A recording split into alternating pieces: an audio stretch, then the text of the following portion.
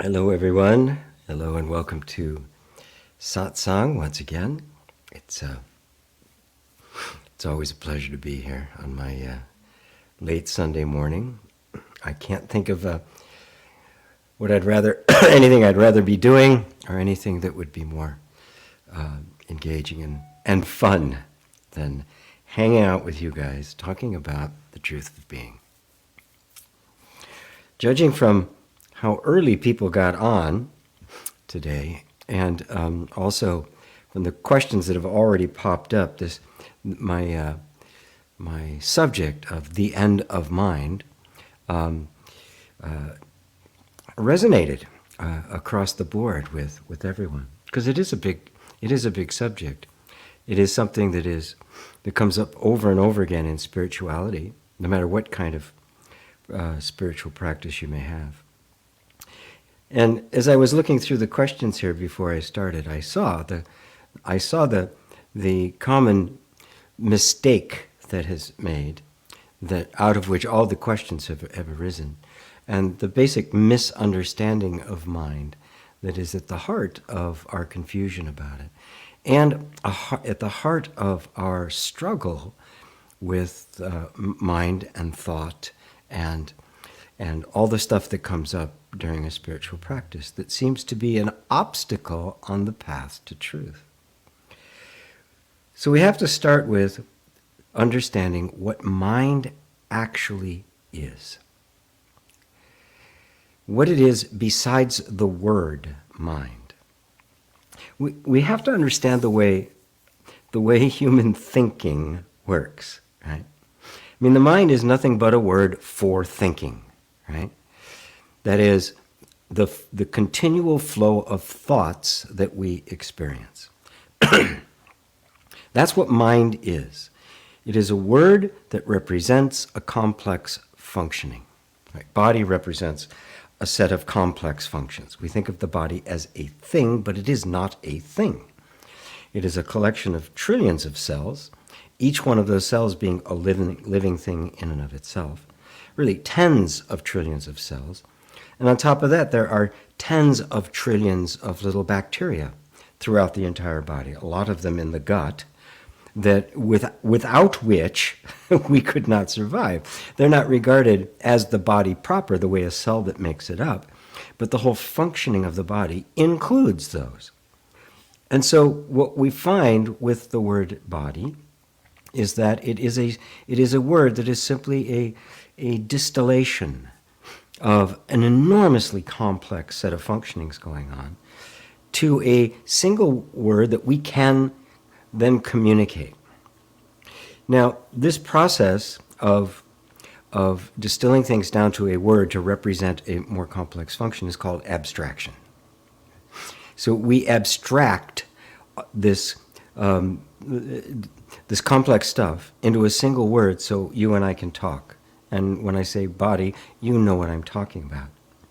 Now, one of the artifacts, the side effects, you might say, of this process of abstraction is because the moment a word gets created, an abstraction gets created, it becomes a mental object.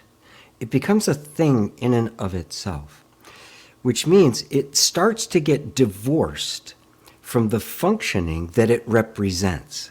Now this happens all the time, right? We anthropomorphize the wind, right? And storms and storm clouds and stuff. We don't think of them as the complex functioning. You know, we see a picture of the wind, right? It's this cloud with the big puffy cheeks blowing, but there's nothing blowing there. It's not a thing at all. But because of the way we think, because of the patterns that form, that make up the mind, that abstraction becomes a thing in and of itself, and it starts to collect stories around it. We make up stories about it. There's all sorts of imaginary things that go on around it, right? And so now the body becomes judged, it becomes criticized, it becomes categorized. It takes on a myth of its own, right? As its nature, where it came from, what it's about. and other. And if enough of those abstractions gather together, another abstraction will happen on top of that. Right? The ultimate abstraction being the universe, right? A single three-letter word that represents everything. And now we even talk about, well, the universe did this, and the universe, I really thought the universe gave this to me. What's the universe have in store for me? Notice we've created another abstraction. And here's the key to this whole story. We have made it an entity separate from the very thing that the abstraction is representing. Now, to bring this home to what I'm talking about right now in terms of mind, that's what mind is. The word mind is an abstraction that represents the universal experience all human beings have of the flow of thoughts, or what we call thinking, right? This sequence of thoughts that seems to be unending. We have a word for that. It's called mind.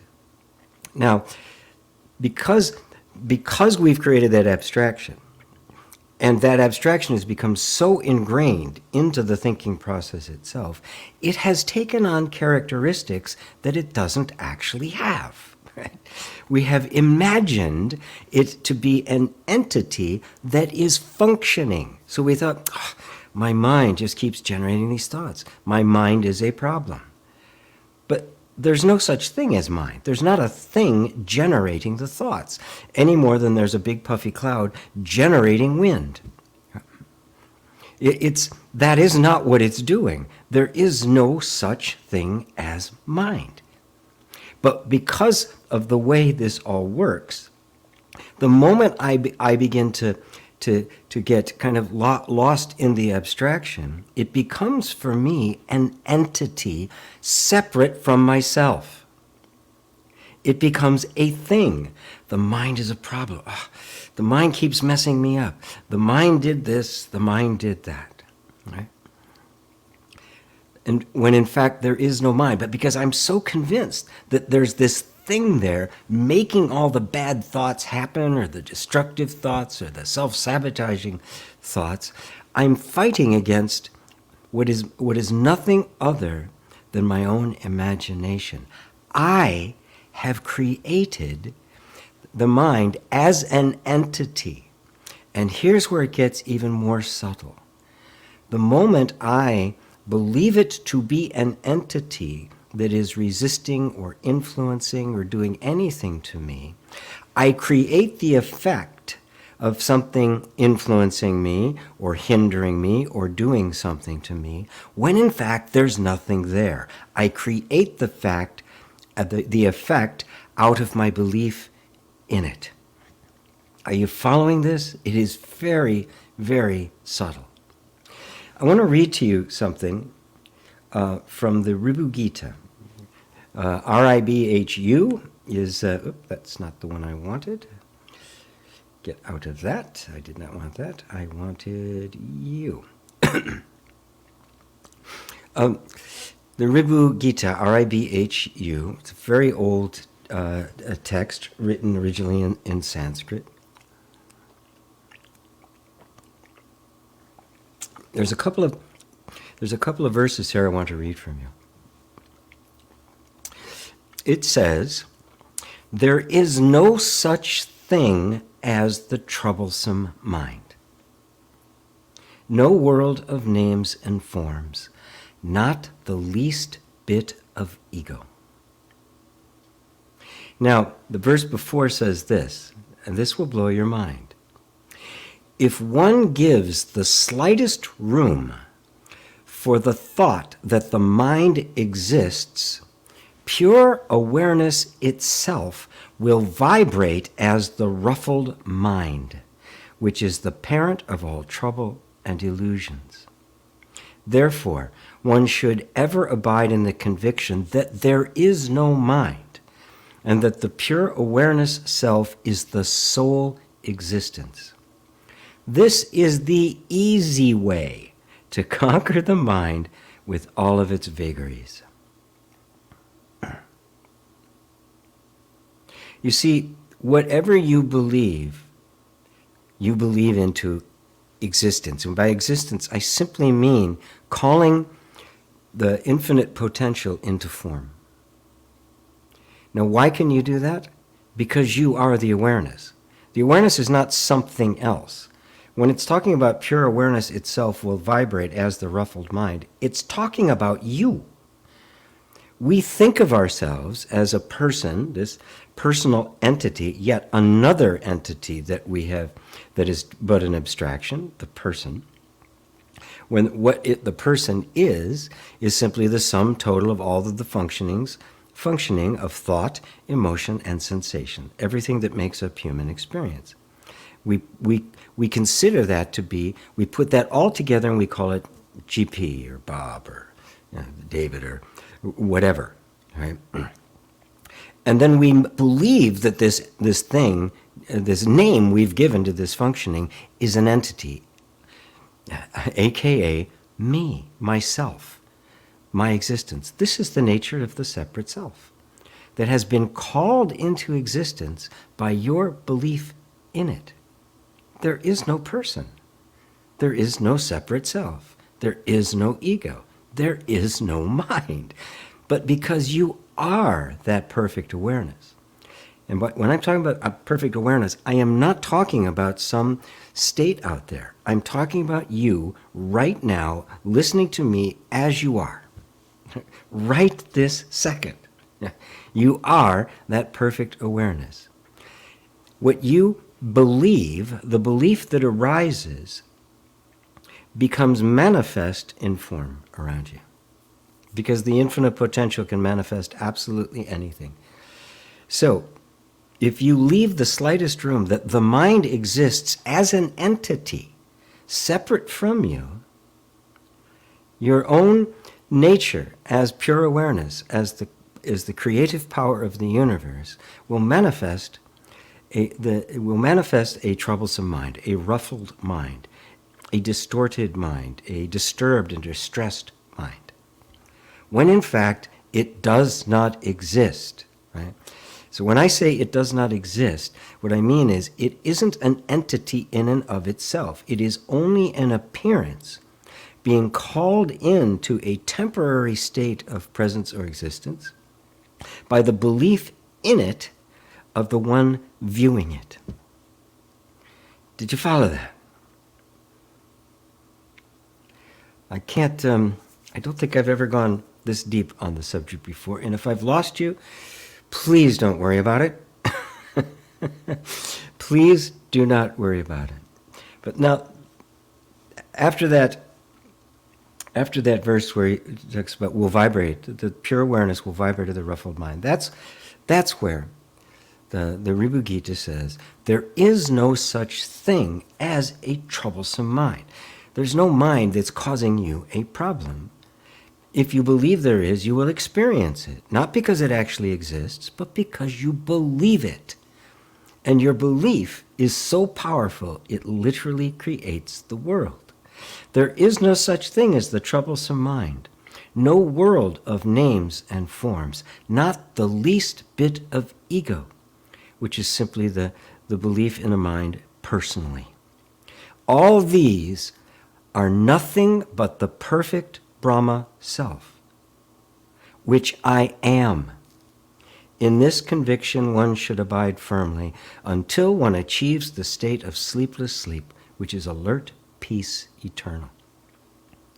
What you are experiencing is the perfect Brahma self, believed to be an entity separate from you. But that belief in it as an entity separate from you and manifesting as a troublesome mind is the perfect self. Because only the perfect self could do that. What's that been? 14 minutes. I'm going to leave it. I'm going to leave it at that for now. And I'm going to go and see if that's had any effect on the comments that have been made about mind. Because I think you might be able to recognize now that all the comments and all the questions that were there all assumed unwittingly that the mind was some kind of thing, some kind of external entity that I had to get rid of, overcome, quiet, make it shut up, see through. Right? The way you see through it is to recognize there's nothing there. My belief in it is all there is to it. The knowing of a thing is the thing. However I know it, that is how it will turn up.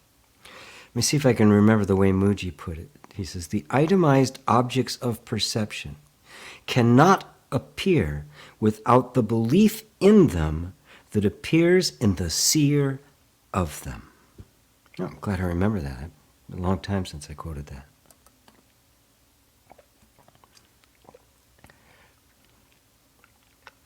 The objects of perception, the itemized object of perception, cannot appear without the belief in them that happens in the seer of them. The knowing of a thing and the thing are one. There is no mind separate from your belief in it. There is no entity out there self-sabotaging you, creating problems, making it different, making it difficult, making you struggle. There's nothing doing that. There's simply a thought that says, there's something out there making me struggle. If you accept that thought, you will have the experience as if there was something out there making you struggle, when in fact, you're doing it to yourself. Not realizing the immense power that you possess, that literally creates the world. So, before I go, I'm going to scroll down to the bottom here.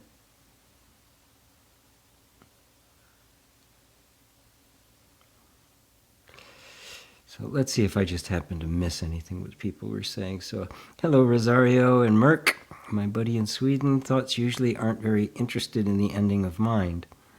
Right off the bat, now you've made thought an entity that has interest or not interest. There is only the thought, and the thought would be, I'm interested in that. I'm not interested in that. But the thought has no sentience. It's just a vibration happening, like a ripple in the water. Ripple in the water is unaware that it's a ripple. Right? There has to be consciousness there to perceive it. So the thought, saying the thought isn't interested in that is a pure projection, isn't it? Right? The thought has no interest or lack of interest. It's simply a thought that says, I'm interested, I'm not interested. I care, I don't care. But the thought itself does not care or not care. It has no sentience. You know, like Siri, right? Siri, where's Oma? I'm sorry, I don't know. There's no I there, right? How do you feel today, Siri? I feel great, thank you. There's no feeling there, right? So only if they can still be there to report about it. Again, notice that even the thought of thought is a projection. Thought as a separate entity does not exist. It is a vibration in the infinite sea of awareness. And it is awareness vibrating. It is the sea of awareness itself vibrating. You are that awareness. So there is no... There's no such thing as thoughts.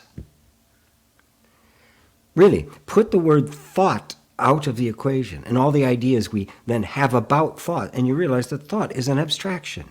It's a word. It's a name given to an experience. What is it that you're experiencing? Yeah, we all experience what we call thought, but what's the actual experience? It's a vibration. It's a ripple.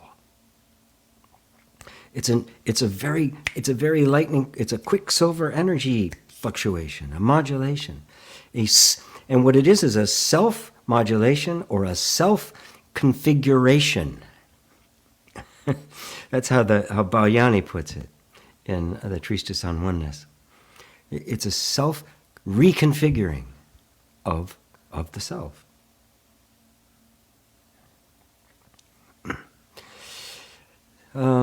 Interest seems to be coming from it. The interest seems to be coming from another faculty. Yes, but even that interest is yet another vibration, isn't it? Anything perceivable is a vibration. Now here's the subtlety of it. The perceiving of it and the perceiver of it are one. The act of perceiving it is the creation of it. You are not perceiving something that exists independently of your perception of it. You following that, Merck?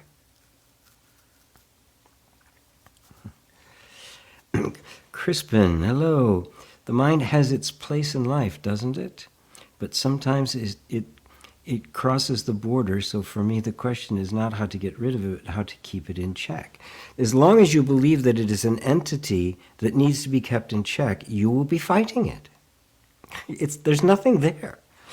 The mind has its place in life. The mind as a belief in something independent, functioning independently from the self, has no place in life because it's a total illusion. It's totally false. It doesn't exist. Right? What the functioning that we have called mind, right? Take away the abstraction, that word mind, and all that goes with it, and just look at the actual phenomena of everyday experience. And yes, that has its place in life. That does not only have its place in life, it is life. Life being nothing other than the manifest functioning of the self, the dynamic aspect of myself, which mortals have named God, right? Which is simply the self, that which is the essence. The self is nothing but the reality of everything. Right? It is not a self like a person. The reality behind everything that appears is the self. The reality behind everything around me, the screen, the computer you're looking on, right? You can see that everything you experience is a complex combination. It's a functioning of other things. So what is the actual reality? What is it that brings that all together to temporarily make the appearance of this thing, which then dissolves later? The essence, the reality behind it is the self. Matter of fact, Nisargadatta's guru, let me see if I can say his name, Siddham Shvara, even used the word self and reality interchangeably. Reality is looking at the world. Reality is what's looking at your computer screen right now.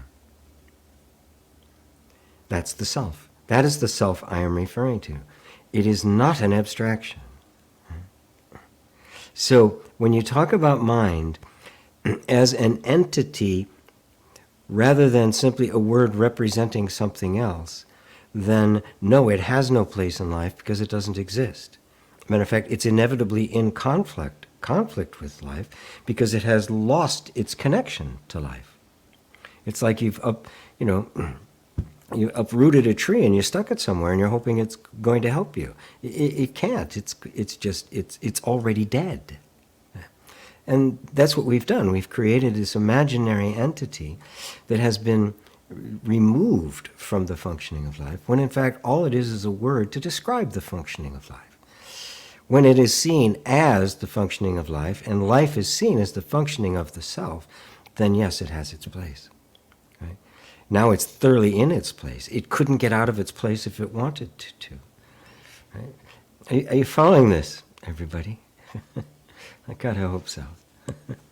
I hope so. I don't know what possessed me to talk about it like this today, but I just have to.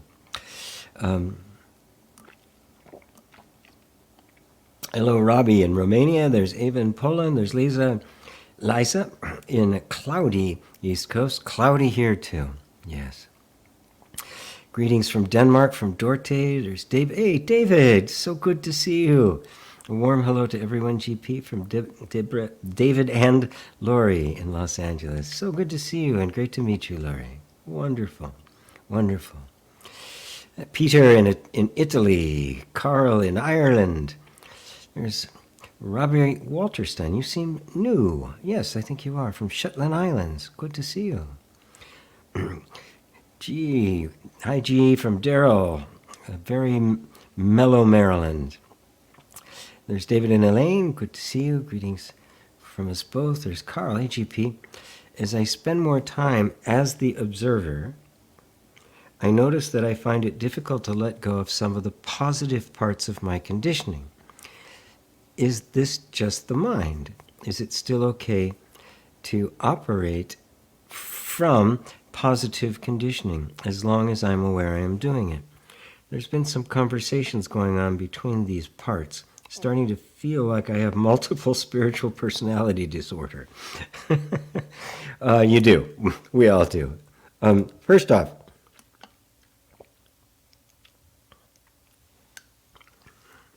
for the benefit of people who are new and maybe completely new to non-dual spiritual inquiry, which is what satsang is all about. I do other things.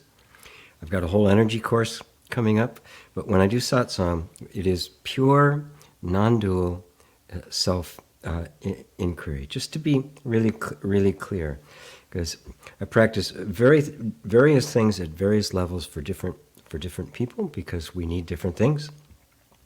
And not everybody is ready to dive right into this, but in satsang, that's what we're here for. That's the only thing on offer at this store at this time on Sundays. So when somebody says spending time as the observer, if you don't know what that means, it simply means that in a meditative state, you're endeavoring to simply witness the experiences that you're having.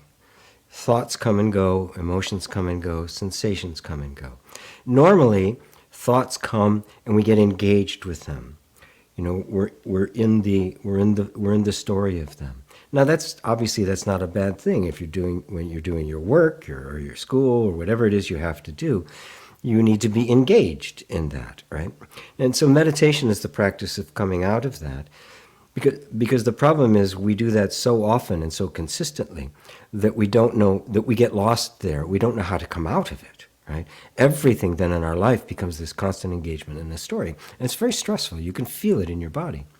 And why meditation feels so good is because for a time, you just step back. You step out of the flow of thoughts, which is the only thing there is to the mind. And you step back and just observe them from a point of, I call it disinterested affection, right? It is not a cold indifference, but nor is it an attachment. It's a disinterested, compassionate affection for it, without getting involved in it, right? Which means you set aside judgment, criticism, or even assessment or preferences, at least for the moment, and just kind of witness it. Right? That's the observing. Now, in that process of witnessing, something came up that felt difficult to let go of the positive parts of conditioning. Obviously, the negative parts, the self-sabotage, the shooting ourselves in the foot, the blunders, the mistakes we make in a row. We're more than ready to let go of those. Matter of fact, we're upset that they're still persistent, right? But the positive sides, the nice parts of our personality that we like, we don't want to let go of those. Perfectly natural. But now, see if you can take your observing even deeper. Right? Does the pure witnessing, when I say pure witnessing, it's just witnessing, nothing else, right? Nothing extra is added on. So the pure witness is going to be witnessing an energy that says, it's kind of different. I want to hold on to that. Right? Now, isn't that impulse, that feeling or that set of thoughts that says, I like that, I don't want to let that go, or I really don't like that, I want to get rid of that, attachment and aversion. Isn't there something more subtle that's witnessing that as well? Now see if you can find that witness that has a disinterested affection for even that. The witness that does not have a preference. And then you'll notice that everything that is being witnessed is a certain collection of attributes, a certain kind of form. And it's a thought form, which you could regard as a kind of a thought, emotion, sensation continuum form, for lack of a better word, because it always kind of combines the three. There's a feeling that I find it difficult. I don't want to let go of it. Now step back. The witness is witnessing the I. It's witnessing the feeling. What if Siri said to you, or the equivalent of what's on the Android, or Alexa or Google or something said to you, I find it really difficult to let go of that. Would you take it the least bit seriously? The robot just said, I'm having a hard time letting go of this. You'd giggle. You know, I mean, everything is automated now. Maybe your vacuum cleaner, your Roomba, right, that operates all by itself. Come here. You know, I'm really tired of this vacuuming thing. You know, I really like, there's certain parts of the cleanliness of the vacuuming I really like, but all this noise, I'd really rather not. Would you pay any attention to that? And they could literally program that thing to do it.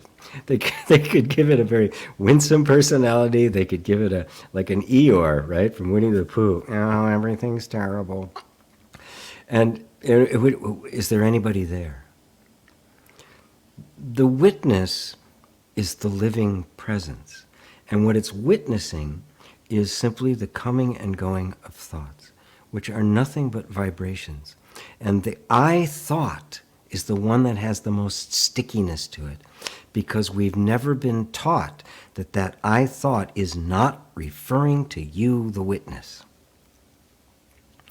So when we hear the word I in our minds, we think it's referring to you. It's not.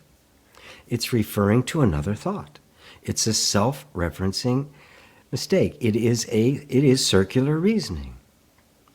The I is made up of a bunch of thoughts, and that one of those thoughts is the I thought.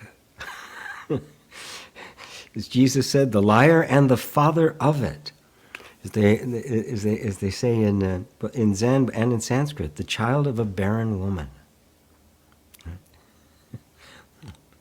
It's the fatherless child.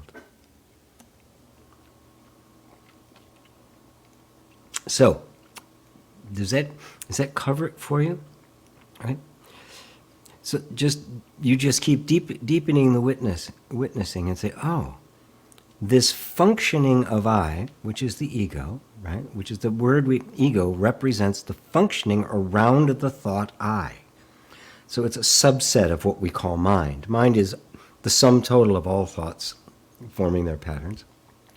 The ego is a subset of that, which is simply the I thought and everything that revolves around that I thought. Now take a step back and notice that you are witnessing that as well. And now, will that question arise? Will that feeling arise? Or rather, if it does arise, will it not be just another phenomena that's being witnessed? And you remain the unattached,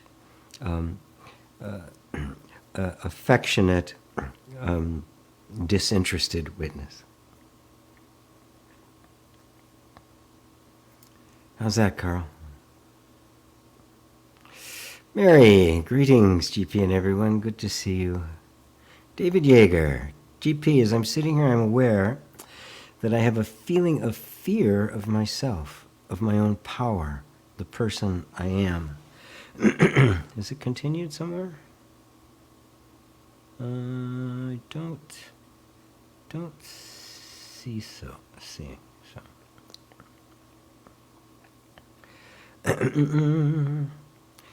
Let's see. Okay. Well, just witness it. Just watch it. Aware that I have a feeling of fear of myself, of my own power. Now, yes, you're aware of there's a feeling there that I'm afraid of power, right? So now just be aware of that. I am afraid of power. Now that's a thought, isn't it? Just notice that there's a feeling of fear, and then there's a thought that's gotten attached to it. So for just a moment, just put the thought, I'm afraid of my own power, aside, and just be with the feeling of fear. Right? Don't let it attach to anything. Don't give it any meaning. Right? Make it just a sensation of fear.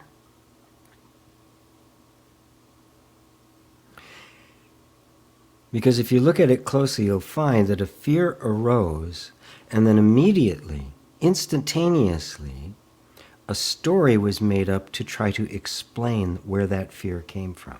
What if it didn't come from anywhere at all?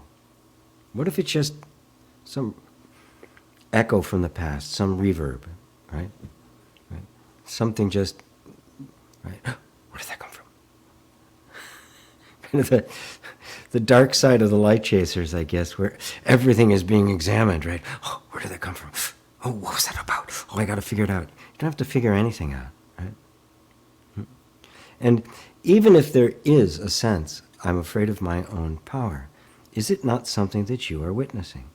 Isn't that which possesses all the power witnessing the thought that says I'm afraid of my own power? So first thing is separate the experience of fear from any explanation that has been invented about it. That's what we call the mind. This functioning that immediately invents an explanation, a story about a direct experience. Fear arises, that functioning is what we call the mind. There's not a mind that's doing it. Mind is simply a word for the happening of it. So there's nothing doing it. It's just patterns of thought. So I'm afraid of my own power. It's just a thought. Now you have the choice, do I accept that thought? And if I accept that thought, what are the consequences? Well, because I am that power, I will manifest the fear of my power. Because that's my power. Right? But if I just accept that power is there, right, and that this is just a thought inviting me to be afraid of what I actually am, then I don't have to engage with it. It's just a thought that was made up. Somebody said it to me once, or the culture just believes it, or somebody else, somehow this idea got in there and I believed it. Is it actually true? Am I actually afraid of it? And in fact, is this fear that I'm feeling, does it have anything to do with that thought? Or did it just trigger a pre-programmed response that assumes that it does? No matter how you slice it, and I'm not trying to figure it out here, no matter how you slice it, what you find is that the actual experience of fear has no cause, nor does it have an explanation, nor does it need one. And you can completely set aside all explanations as being simply an arbitrary set of thoughts that got installed in you at some point and have no actual foundation in truth. Is it possible for the self to be afraid of being the self? Is it possible for God to be afraid of being God? Oh my God. It has to create an image of somebody that's less than, that is afraid of power. And that's nothing but an image. It is nothing but a thought. That thought and the person that thought represents do not exist. There is no such person that is afraid of their own power. We're definitely sticking in the absolute today. I hope you all don't mind. Robbie Walterston. So we just keep it alive with our attention and belief in it. It is completely sustained by your belief in it. That's exactly the case. If you don't believe in it, it does not exist. The mistake, the subtle ignorance that causes all this is that we are convinced that what we experience exists independently of my belief in it. And that comes from the idea of believing yourself to be the separate self, and somehow there's me here and there's this whole world out there. And that fundamental assumption is false. You are not a separate self. You never have been. But believing yourself to be a separate self is the mother of all problems. The belief that I am creates the experience of being a separate self. And that is the theme that has been your entire human life. That belief.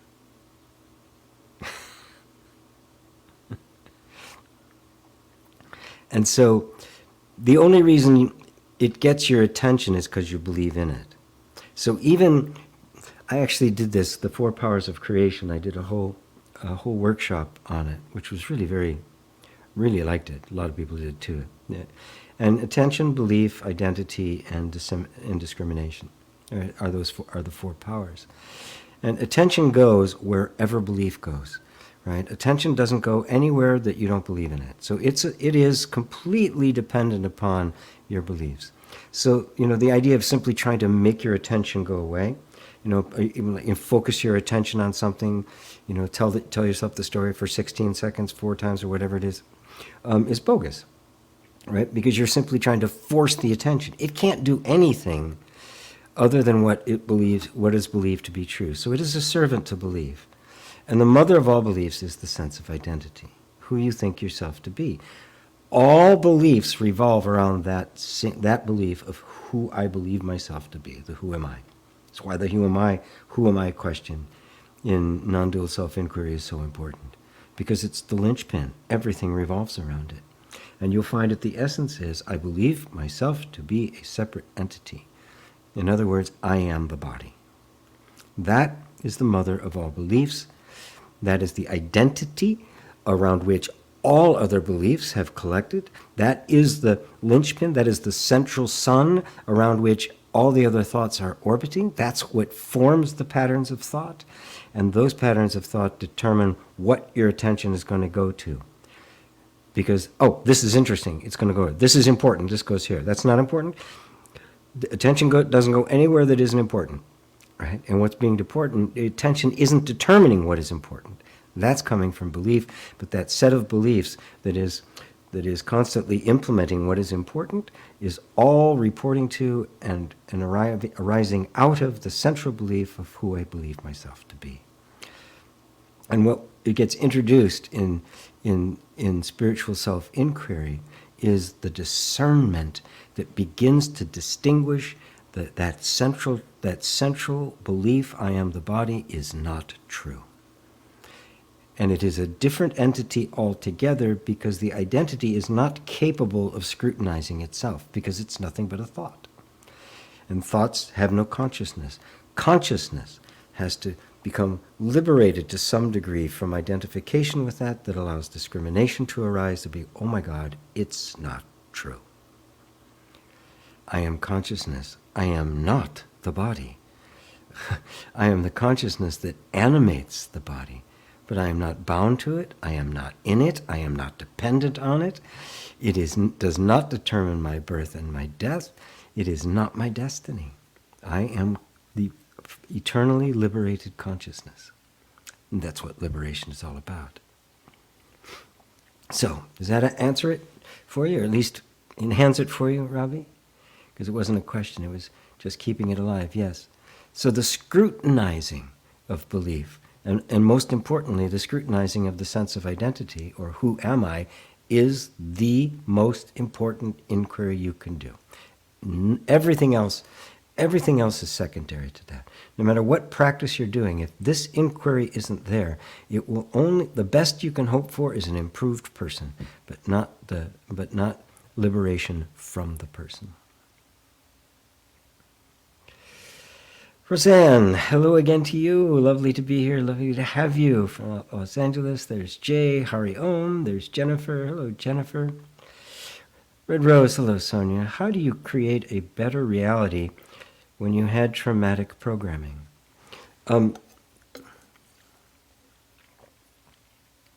Well, this is very subtle, but you can handle this, I know, because I know you, Sonia.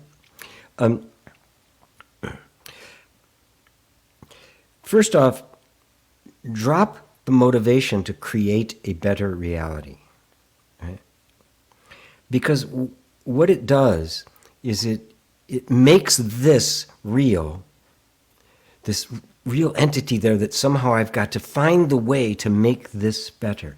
You can see there is inherent in that perspective a very dramatic separation between me and between what I perceive, that I will spend my entire life trying to bridge that gap, right? First thing to see, that doesn't exist. I've created this gap, right? And this isn't reality. I'm reality. This is a manifestation of what I happen to be believing. Now, our early traumatic experiences shape our belief. Most significantly, they shape our sense of identity around which all beliefs occur. So, what I do for that is the healing of the trauma. We go back. We go back to where you were before the trauma occurred. Right? And we stop fighting the trauma, which is nothing more than energetic patterns running in the nervous system. We stop fighting them. We start allowing them to be there, and we create this incredibly beautiful, safe inner space. And if the inner space gets safe enough, the traumas will discharge. They only discharge because it's not safe to do so. They're convinced that if I let this go, I'm going to die. And the mission is to show it that that's not the case. That isn't what's going to be. That isn't what's going to happen. But it's important to recognize that you're not trying to create a different reality, right? You are trying to discover yourself as the reality, right? And it is your power of reality that makes this all manifest. This is not reality. It is manifestation. It is the appearance. You are the reality behind the appearance. Right? And even the trauma didn't touch you. It didn't touch reality. It's a functioning of the nervous system, the environment, the situation in life, and all of that stuff. But the original you, that original innocent you, was never touched by it. This is where I bring you to get in, to reclaim that as your true self. You have never been conditioned. You have never been traumatized. Trauma is a reactive pattern of the nervous system that it's simply attempting to survive in an environment that's hostile to it. And so it assumes all sorts of forms that are unnatural for that form in order to survive. That's all there is to it. It is a functioning. It isn't personal. The consciousness that is aware of that, right, has not been programmed. It has not been conditioned. Right? But the belief that I am my body takes all that trauma of the energy system and makes it personal. Now it's mine. I'm traumatized. I've got these problems. No, that's where you draw the line. No. Yes, this traumatic energy is there, but no, it's not me. It is the nervous system. This is the magic. This is what makes inner reconciliation, the process I designed, so completely different from every other process that tries to heal trauma. I insist that the original you was not traumatized, but you made the mistake of identifying with the nervous system, and in that took on that all of that trauma, and are experiencing in life as if you were the traumatized person. And it is that mistaken identity that is what gives it all of its teeth. Pull back out of that and say, this is simply something functioning in the environment, and it's not me. And then you can go to that place of attentive disinterest, of affectionate disinterest, right? It's not you hate it, you want to get rid of it. You're enormously compassionate for it. Now the whole nervous system, the human form, is like a rescued animal, right? A rescue dog that took some time to get used to being loved again. Because that's all it is. That is simply the animal nature necessary for there to be human existence, human experience. We have simply mistaken that for ourselves. The moment I realize it's not me, I can turn towards it with enormous compassion and create an environment, just like I would a rescue dog, in which it felt safe enough for all of those patterns to begin to fall away. And now they get used to being in a loving environment, and now they're a great companion, they're a great aid, and in the human being, they're the most brilliantly positive, powerful, expressive vehicle that is possible. So, does that help you? Red Rose? Enough green tea today. This is going to be iconic. This is going to be the picture of me. Nobody can think of me without the cup in my hand. Robbie, I wanted to ask about what do you think of humans' habit of anthropomorphizing things, phenomena, and even thoughts? But if you already got explained in the intro, thank you for the answer. Good, yeah, that's exactly the case. It is natural. It is natural. I refer to it as the storyteller mind. It is just a functioning that we create stories about things, and that's a simple fact of the way the human nervous system works. It creates stories about stuff, and it not only creates stories; it believes the stories it creates because it needs it. It's part of the mechanism that wants to feel safe, and if it doesn't have an explanation for things, it doesn't feel safe. Now, once you are no longer identified with that, you can notice that it doesn't feel safe and recognize it's not you. This is simply a functioning that's happening in the energy field, as it were. And then you can begin to embrace it as simply a vibration of the self in the self. So, yes, it's simply what we do. Hello, Diane. Hi, Babaji. Love today's teaching. Yes, I got it. As I heard, I felt a great relief of tension right through me. Thank you. Oh, beautiful. Beautiful, beautiful, beautiful.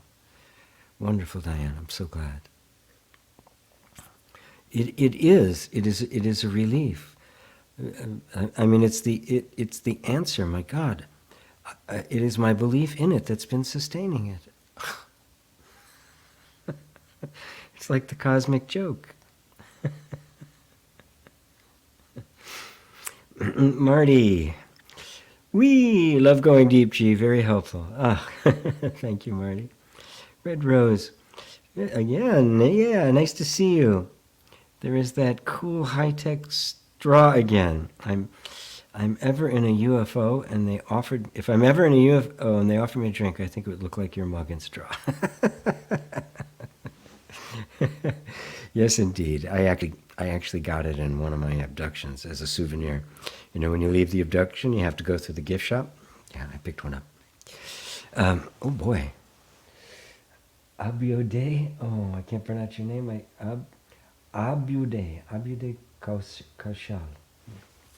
To you as well, my friend. A bunch of new people, it appears. Kenneth Easter, thanks again. You're welcome. Carl Luke Nicholson, hi. Hi to you. Melissa K, hello to you. Sonia gives me nice smiley faces and hearts.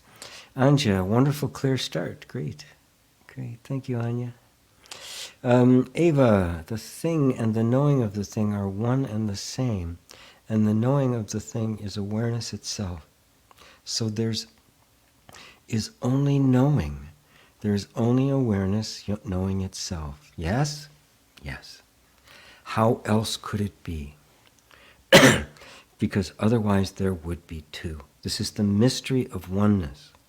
Not mysterious in the sense that it's esoteric and hidden, and it's got, you have to wear funny hats and candles and owls and books covered with dust. It's not that kind of a mystery. It is the mystery of oneness itself. As it says in the treatise on oneness, God's oneness is his veil. It's veiled by oneness. This oneness cannot be conceived of. Right? Therefore, it cannot fall under the word we've designated for thought as mind, because oneness is not a thought. it cannot be conceived. It cannot be conceptualized or idealized in any way. It cannot be abstracted. Right? So in order for there to be something to be perceived, it must be something other than myself, which means two. Which means the reality is the self, which is yourself, is simply perceiving yourself. The knowing, the known, and the knower are one. This is the true Trinity. And it is inconceivable. You simply accept it into your heart. And it becomes at first a matter of faith, but even then it just kind of melts into an understanding, as there's less and less dependent upon discursive thought in order to have explanations. There's an intuitive sense that, yeah, this is true. I know it's true. But then I'm like, yeah, well, how do you know? And that's all, folks. Eventually that just becomes like a radio playing in another room. It's like, I just know. I don't have to explain it. I don't have to justify it. I just know. How do you know? How do you know you exist? I just know.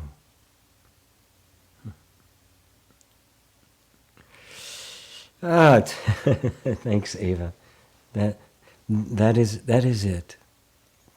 There's only the knowing, and there is no separation between the knower, the known, and the knowing. They all just disappear into the oneness. Tomacho Aguero, mate cup and sipping straw. Yes, you recognize it. I became utterly entranced with it from all the trips I made back in the 1990s to Argentina and several into Uruguay as well, where this is all very, very popular. I have a cup though. I haven't had an actual mate gourd in quite a while because they tend to make them a little small. But so somebody recognized my mate cup. That's funny. That's great. Hello, Tatiana. So good to see you. Ursula on Madeira Island. Phoenix. Jesus is the only saver. As a human, you can only be relaxed. Some doing with meditation, some with alcohol, drug. It's all about selling yourself to somebody else. It's a business. Our gurus fail. She continues somewhere, assuming it's some. Be careful. Don't ask your freedom from any human. All humans are clowns. Wants to empty your pocket. The whole spirituality is just a business made by different humans. If you notice, Phoenix, I have not asked for any money, nor am I going to. And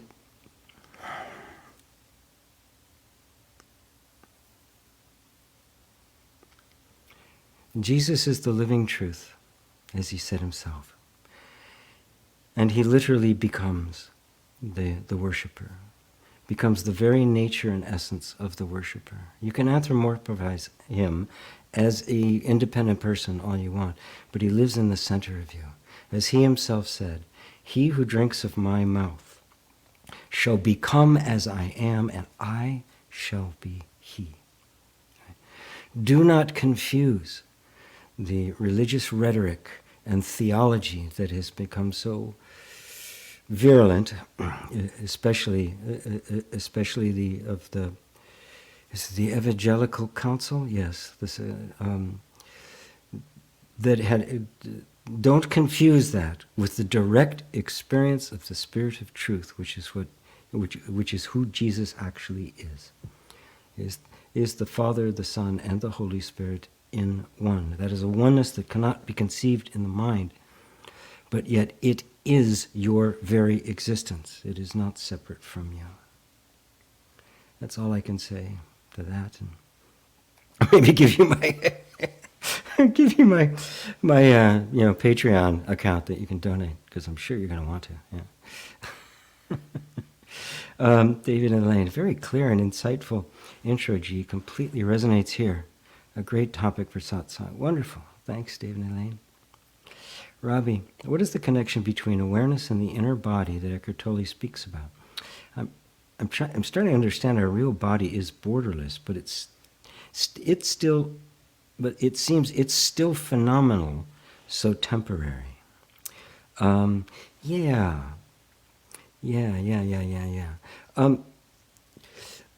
Eckhart and I are in complete agreement on this, right? And it's a matter, it's a matter of degrees, and how you bring people to the ultimate realization, right? Because even when there can be a deeply profound awakening, there's still, we have to deal with the functioning of everyday life, right? The stuff comes up, old patterns come up, stuff we were convinced we were done with, right? Bam, there it is right in your face, right? So the inner body that he refers to is simply the feeling, the sense you have of the presence of the body. And it's not hard, right? If you put aside body as a concept, right? And we're envisioning body in the mind. Right? And that's a picture in the mind. Now, put that aside and go to the actual experience of your body. Right? And that's not being experienced out there. That's very much an internal experience. It's a direct experience you're having. Right?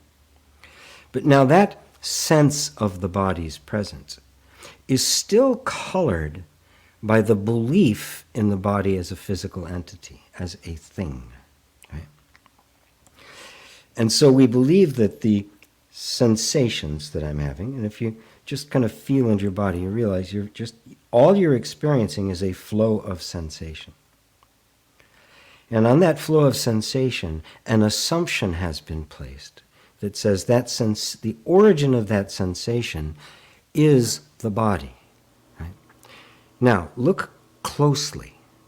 Look really close and see if you can find a body separate from the flow of sensation. The only thing you experience is the sensation.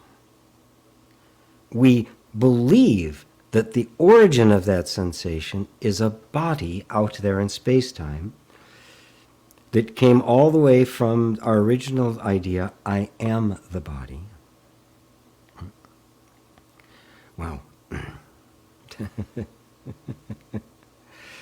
Sorry, just something disturbing in the field.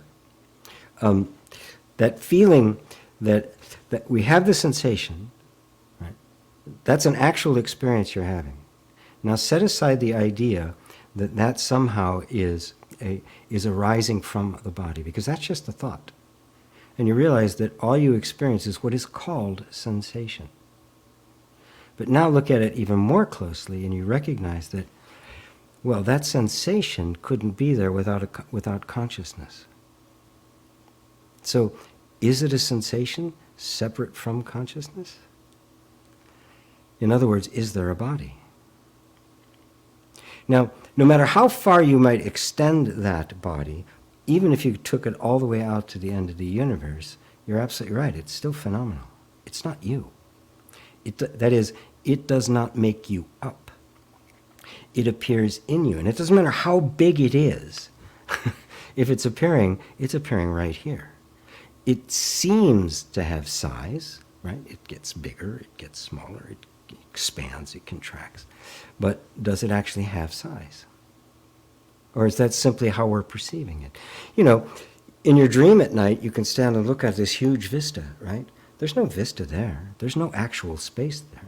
There's simply the appearance of it. Right? So then, taking that as deep as you can possibly take it, you see that all of these, what we call sensation, is simply the vibration of consciousness itself. And the recognition of that, right, is the awakening. Oh, all of this is the vibration of consciousness. And that is the self of Jesus, by the way. This is what he recognized. And so he was no longer just the personal being. Yeah.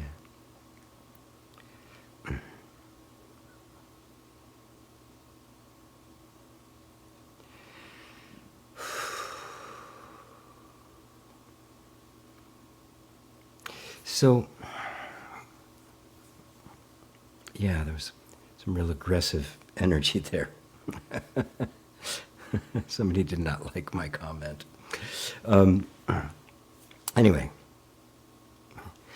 so it starts with just an awareness of the body as an energetic vibration rather than as a physical, a hard physical thing, right? Because as that vibration, it becomes quite malleable, right? And little by little, we begin to see the body doesn't exist, but then the boundaries begin to.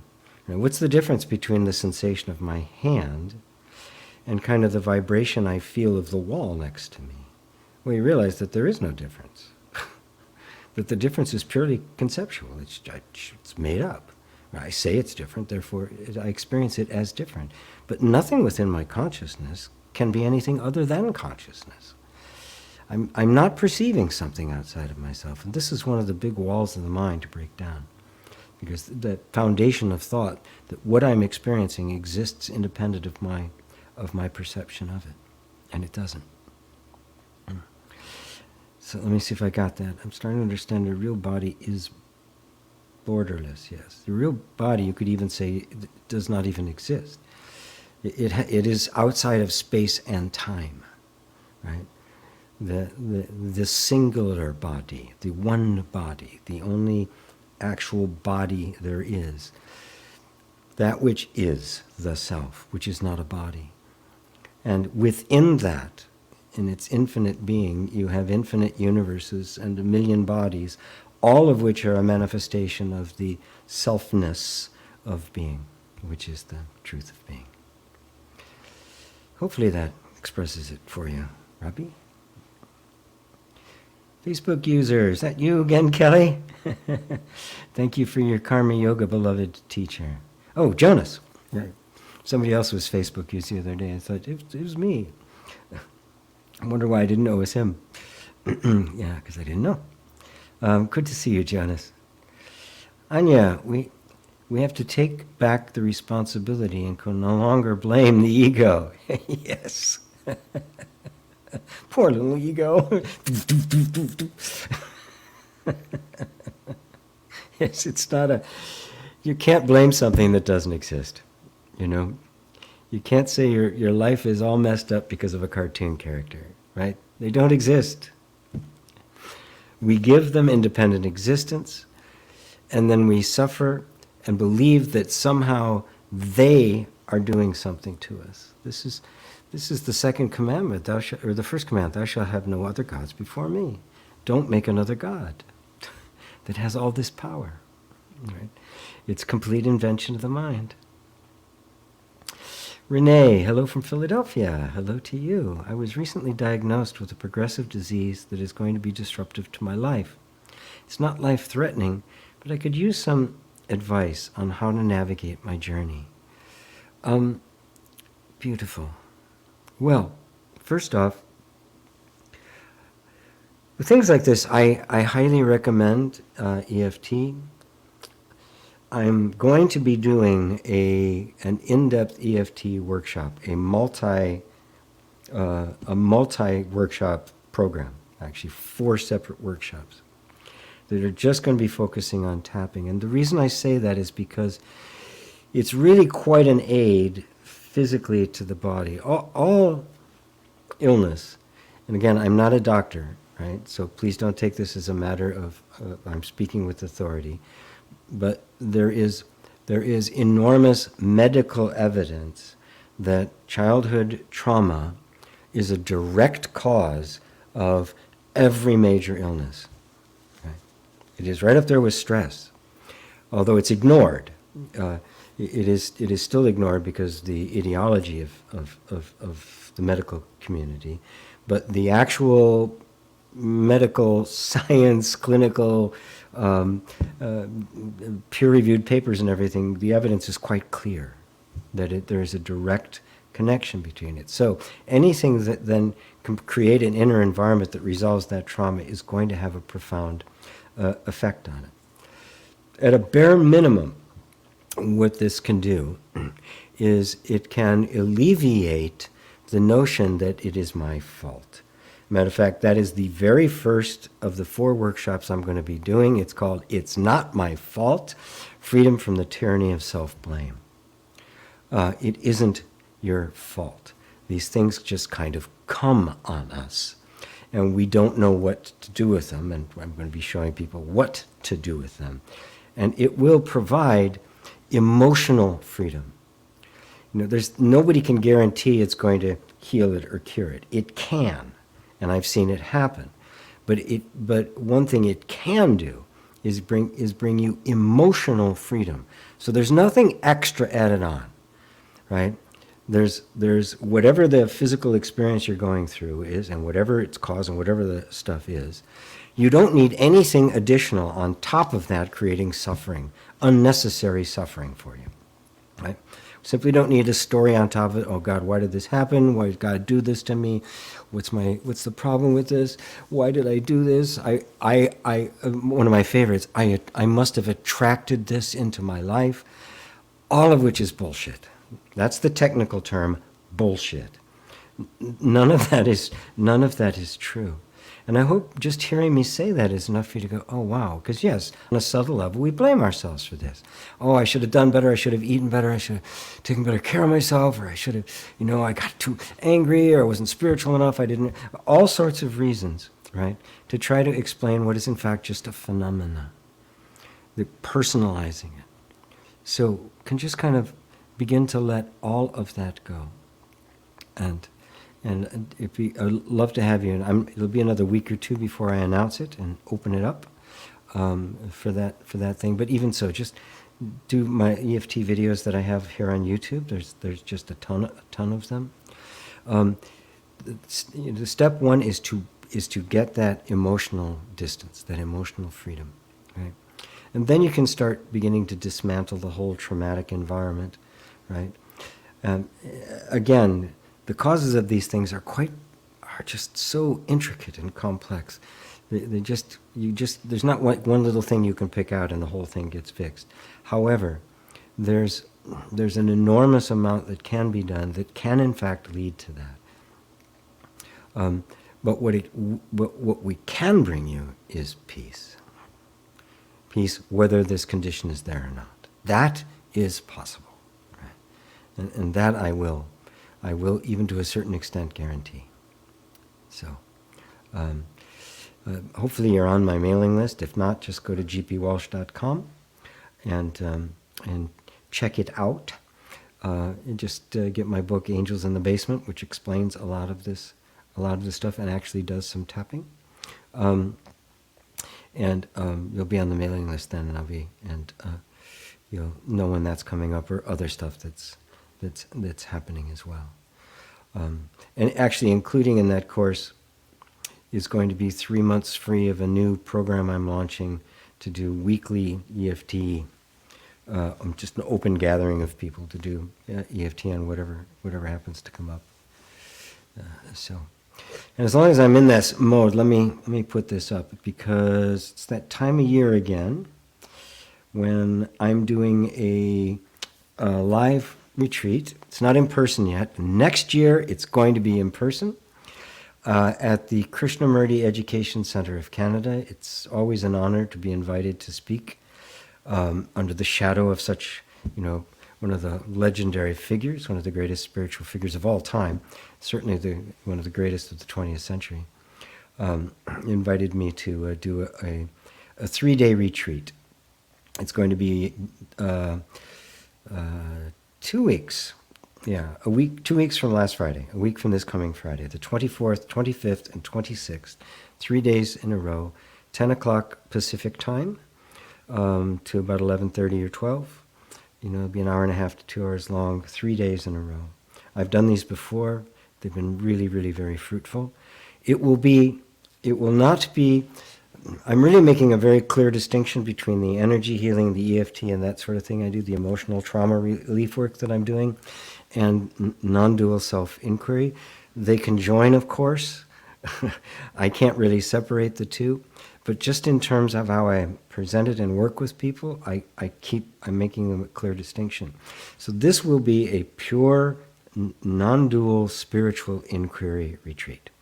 There's a lot of people who want that, who want to engage with that with me and aren't interested in the energy healing, some interested in the energy healing and not in the non-duality, and some who flip all the way around. So half the proceeds go to the Krishnamurti Education Center. The rest just cover my expenses. It's very inexpensive, $100 Canadian, which I think is about $85 US, like 60 pounds, 70 euro. I mean, very inexpensive.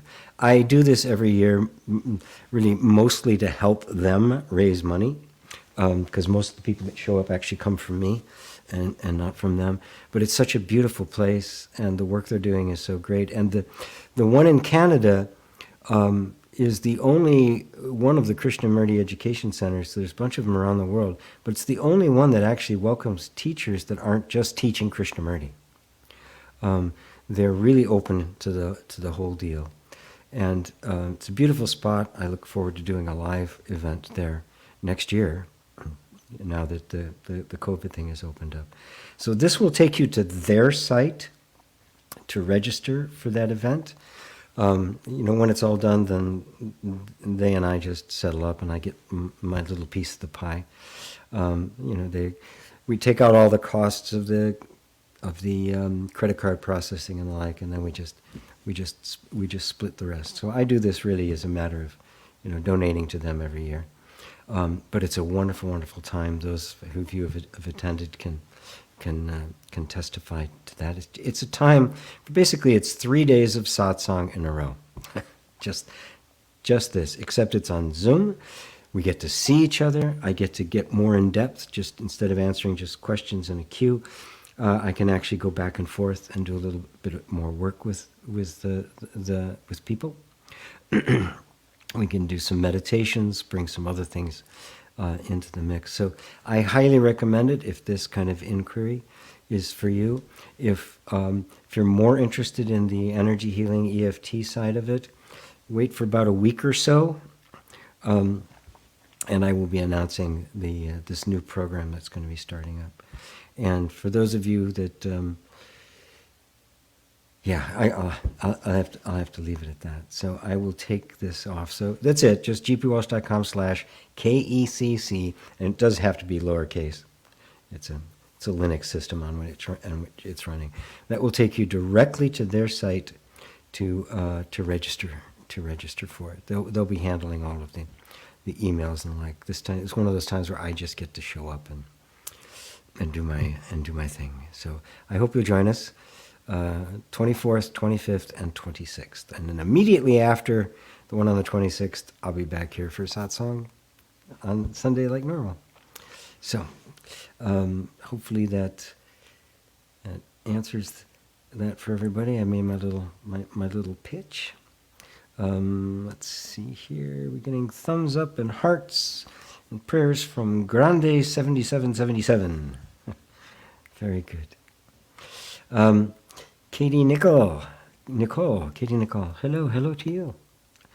Are you new? I think I see a lot of new people today. Wonderful. Daryl, so GP, is it accurate to say that we are gods? The short answer is yes. But it does take some qualification, and mostly because the word God in the West has got so much overhead laid on top of it. In the West, God has become the ultimate other, and to say that we are gods is the ultimate blasphemy. And from the point of view of the ego, it is. It is, when you say you're born in sin, it's true for the ego. The ego was born in sin. That is, it missed the mark right from the beginning, because the ego never existed as an entity. And the ego is the devil, and represented mythologically. And so we think of God in the West as out there somewhere. And if God's out there somewhere, then the whole nature of religion is my relationship to this God, right? And of course, as this God has evolved, coming back from the old Judaic tradition through Christianity and also through through Islam, this is a God that cannot be loved. It says, you must love me, right? But you're terrified of me, because if you don't love me, I'm going to make you suffer forever. Well, that's in Christian, you suffer forever. You don't. In Islam and Judaism, you don't. There's always a way eventually to redeem yourself. Christianity has really doubled down on it. And so this is the problem when you use the word God. Now, if you look at it from the point of view of the mystic, even the mystic in the Christian, Judaic, and Islamic traditions sees God as the self. When you get to that place of simply the quiet witnessing, the sense of your own existence, that is God. We believe that there's a person that is perceiving, and I'm this person, somehow I'm supposed to get to God. This is the illusion. There is no person perceiving. It is God that is perceiving. And in that place you could say, I am that. Now, that I am, you are not you. You disappear. The you think you are disappears into the allness and the oneness of God. So you don't really say, we are gods. There's no more we. There is only God. God alone exists. As the prophet said, if you know yourself, you know the Lord. The Lord is the self. The self. So when we're talking about the self, we're talking about God. When you're saying, I am that, the you think you are vanishes, and you find there is only one. One and one alone. I and my Father are one, and there's nothing else. And so, from that point of view, you recognize that the power of the self is manifesting. It's not you personally manifesting things.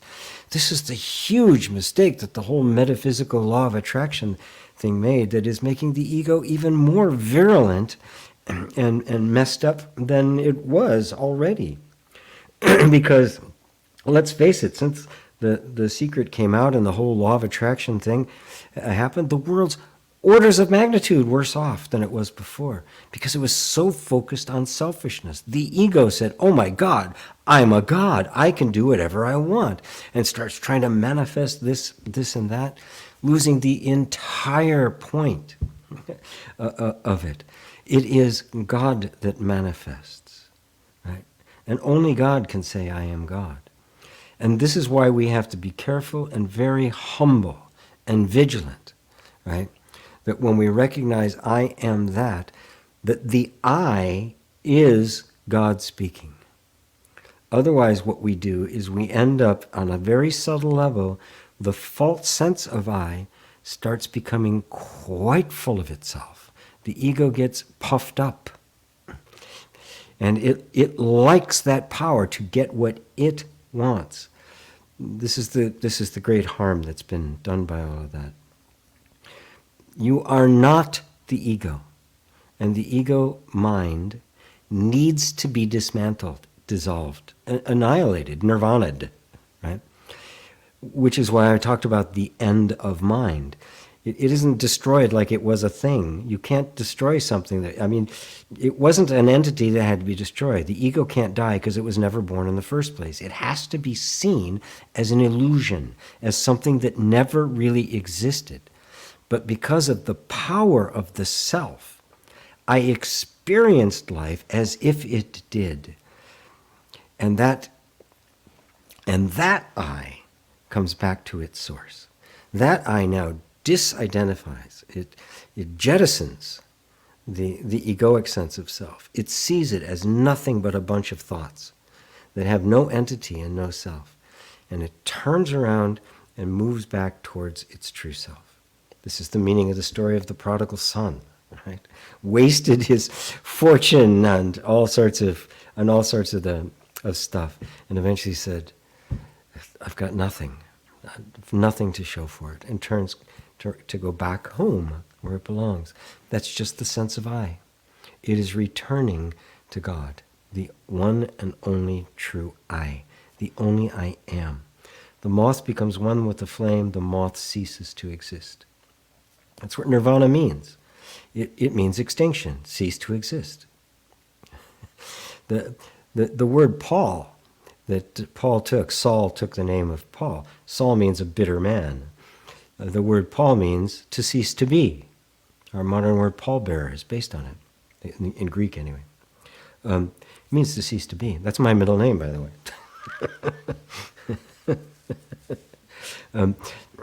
It's nirvana. It is extinction, right? It just ceases to exist, right? Because it never really existed in the first place. And only believing it made it appear as if it did, because that which was believing it does exist. You do exist. And so we can go beyond the words God. Meister Eckhart, the famous Christian mystic, and the only reason he lived, he wasn't burned at the stake, is because he was so damn popular. He was a priest, and he was extremely popular, and they didn't dare touch him. But he was put on trial for heresy after his death, because he said God and the soul, God and man, are both of the same substance. Whoa! Imagine that for a medieval monk to say something like that. Compatriots of his, women who said that, they got burned at the stake. He got away with it. One, because he was a man, and two, because he was a priest and extremely popular. But this thread of total non-dual oneness, the one being, and that one being is God, is the thread that runs through the West, and is the heart and soul of Buddhism, of Advaita Vedanta, and even of many of the Hindu traditions, which they too have gotten lost in the ritual and the cultural aspects of it. But that essential mystical or Vedantic thread remains. So yes, it is only God that has the power. The creative power is what we would call God. Christians have made the devil a god. I mean, you can do everything that God does, right? He's everywhere at once, hears all your thoughts, puts thoughts into your head, messes up your life, speaks every language, can be at all places, at all times. He's just a little less powerful. I mean, what is this, Son of God comics? I mean, these are like superheroes. I mean, it's got the supervillain and the superhero. But the superhero is, it's kind of like TV show The Boys, right? Where the actual, the superhero is actually an ass. Yahweh is a bit of an ass. Anyway. Anyway, so hopefully that answers it for you, Daryl, and many others about this. Please don't go telling everybody, hey, I'm God. You can call me the great I am now. Please don't do that. And if you do, don't say, please don't tell them you know me. Eon, I love it when spiritual teachers cuss. Yes, I've heard Muji, my teacher, cuss plenty of times, yes. What was it that Mark Twain said? Said, profanity affords one a relief denied even to prayer. Perfect. Mary Sykes, your workshop sounds good, GP. Thank you, Mary. Yes, I hope so. Awareness. Check you the ACE, Adverse Childhood Experience Studies, research which show how childhood trauma can affect every area of life, including leading to early death. Yes. Yes. Yeah, there's that, the adverse childhood experience. There's a whole bunch of stuff published in the official journal of pediatric medicine. Just read most of the books from Gabor Mate. He goes into it in depth. He's been championing this for a very long time. He's a leading voice in it to try to get this recognized in the mainstream.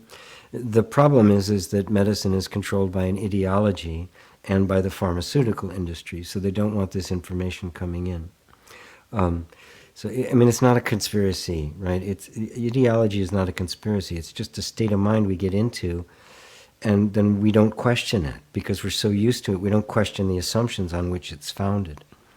And so to this day, which Gabor Mate pointed out, I wasn't aware of this because I wasn't a medical student like he was, that in the medical curriculum, even at the best medical schools in the country, there's not a single lecture about trauma, let alone courses on it.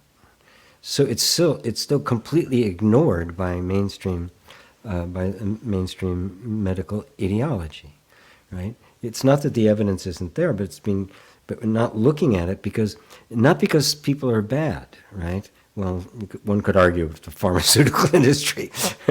that's a different thing altogether. But the doctors themselves and the nurses and the like are not. They just want to help people. But we all get trapped in our ideological point of views, just like evangelicals do, right? We don't even think to question it, right? And then we do, and oh wait, there's a whole body of evidence here that I simply didn't take in, it was simply outside of the realm of my belief. And when that gets broken down, all this stuff does get let in. But thank you for giving me that name, awareness. That's a great one. That may even been in the one you're referring to. May have been in that periodical, the pediatric journal of medicine, the official one of pediatric medicine. It is no longer just a correlation. It is a direct cause and effect, right? With overwhelming evidence. Oh, I forgot to take this off the screen. Don't need to have this in up anymore. Yeah, it's not just an interesting correlation to be studied. It has been proven to be a causal effect.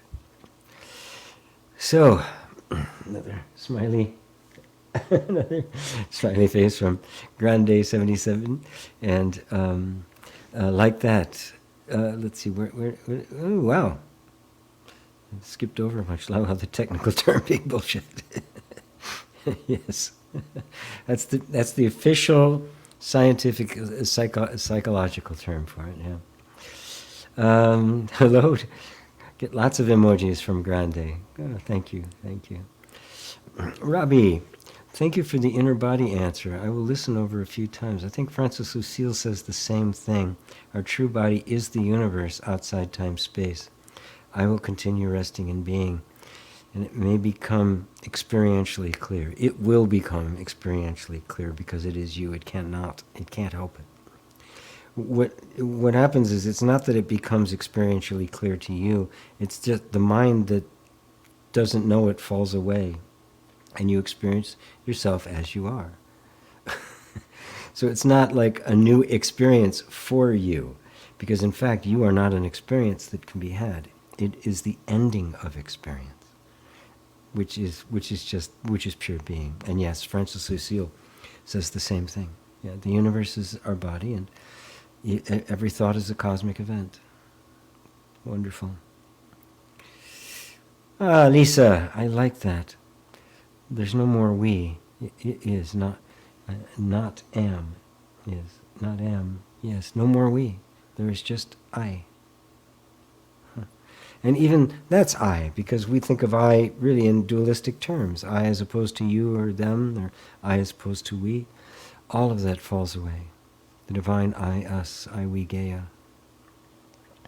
Oh, hello, Steph. Oh, how nice to see you. Peace and love to you. More emojis from Grande, thank you. Let's see, Jennifer. Ram Dass said something like that. Don't run around yelling, or you all may believe you to be crazy. Yes, don't go around announcing your God. Not a good idea. Discretion is the better part of wisdom. Instead, just be it. Right? Just be that. Right? And then you find that your human life is simply the manifestation of that. That I am that, and so is everybody else. You'll look around and all you'll see is the God that is the self. Wherever the eye lands, it sees the face of God. That's the Sufi saying. Himank, gee, I wanted to go to a Vipassana 10-day workshop. Would you recommend it yourself? Well, it depends. Just, do you recommend them? I can't do it generally. It depends on the individual. It'd be much better if I could interact with you in a certain degree to see if that was the best thing for you. I can say on a general theme that they're very beneficial, especially for people who are new to this kind of thing. Vipassana is not non-dual. It is very dualistic. They have the unfortunate part of it is they have a whole theology that goes with it. It's a version of Buddhism I've never heard before. But they believe it to be the true, that Buddhism had gotten corrupted, so the Buddha had, or one of his close followers took it to Burma to hide the truth until later, and now it's being revealed again. So there's this kind of whole aspect to it that I found, you have to see it through it all. That's part of the deal. However, the actual act of simply sitting, just watching your body, the way that Vipassana teaches you to do that, just watching your breath and then expanding to the whole body, is extremely valuable.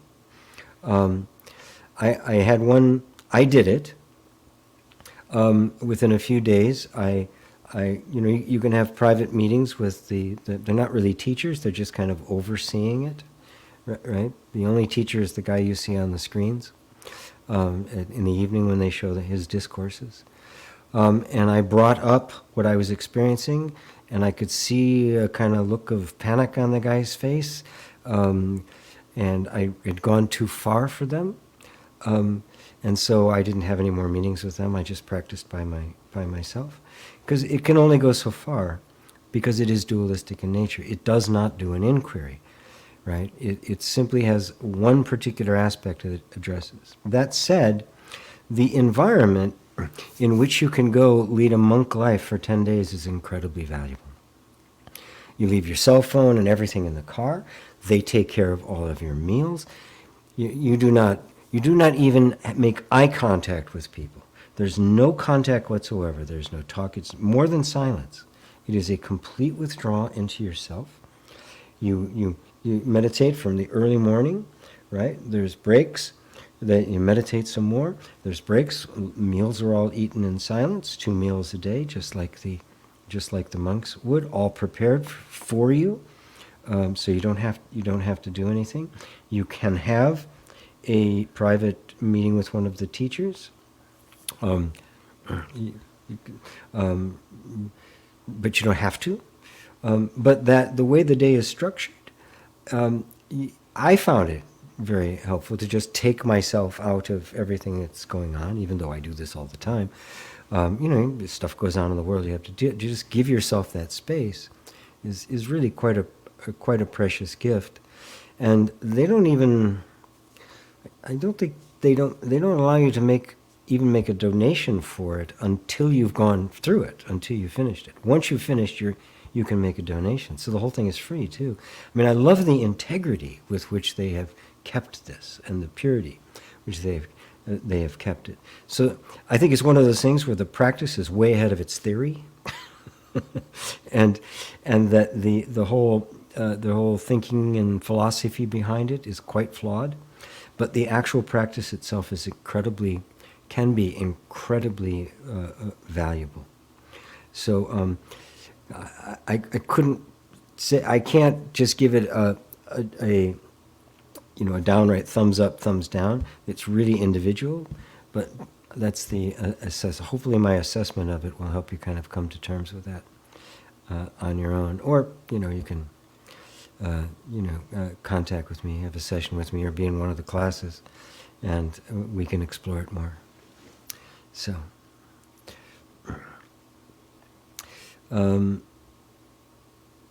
it is claimed to be the meditation technique that the Buddha practiced and taught. My understanding of Tibetan Buddhism, Zen Buddhism, everything I know about Buddhism, that's not accurate. So, it is one of many that he taught. So, take that for what it's worth. Neutrality. It's a bit hard to phrase the question, but how does one incorporate awareness in the daily life of duality? How is non-dual behavior being expressed? Well, all behavior is dualistic, and it is all expressing the non-dual, right? See, you have there's this underlying assumption that everybody has, that somehow there's this disconnect between the world out there and my seamless awareness here. And that's simply because we have yet to embrace the world as awareness. Now, this is part of the process, the inward path, the Vedantic path. I'm not this, I am not that. I go more and more as I'm shedding all of the places where I have identified with form, which we have to do, till you get to the place where you experience yourself as pure being, pure awareness. That's all that I am. But now we can turn around, we can begin to go back outward, which is the Tantric path, which is the embodiment of that. And the embodiment of it, we find, is that it's always been embodied. The non-dual has always been embodying itself, that there is not two. There isn't a non-dual and a dual, right? That too is dualistic. They disappear, and it becomes the seamless one. It is pure oneness. So now there's not a separation between the world and my everyday life and the pure awareness that I am. There's the essence of my being and the manifestation of my being. And you cannot separate them any more than you could have a song without music or music without a song. They are one. This oneness, which transcends the dual and the non-dual, the empty and the full, the all and the nothing, the existence and the non-existence, it transcends all opposites. It's beyond all categorization. That is the actual nature of reality, and that is what you are. It is you experiencing yourself. So there's not a world in which you have to somehow apply your awareness. You take the world into that awareness and, oh, it's me. This is the manifestation of myself.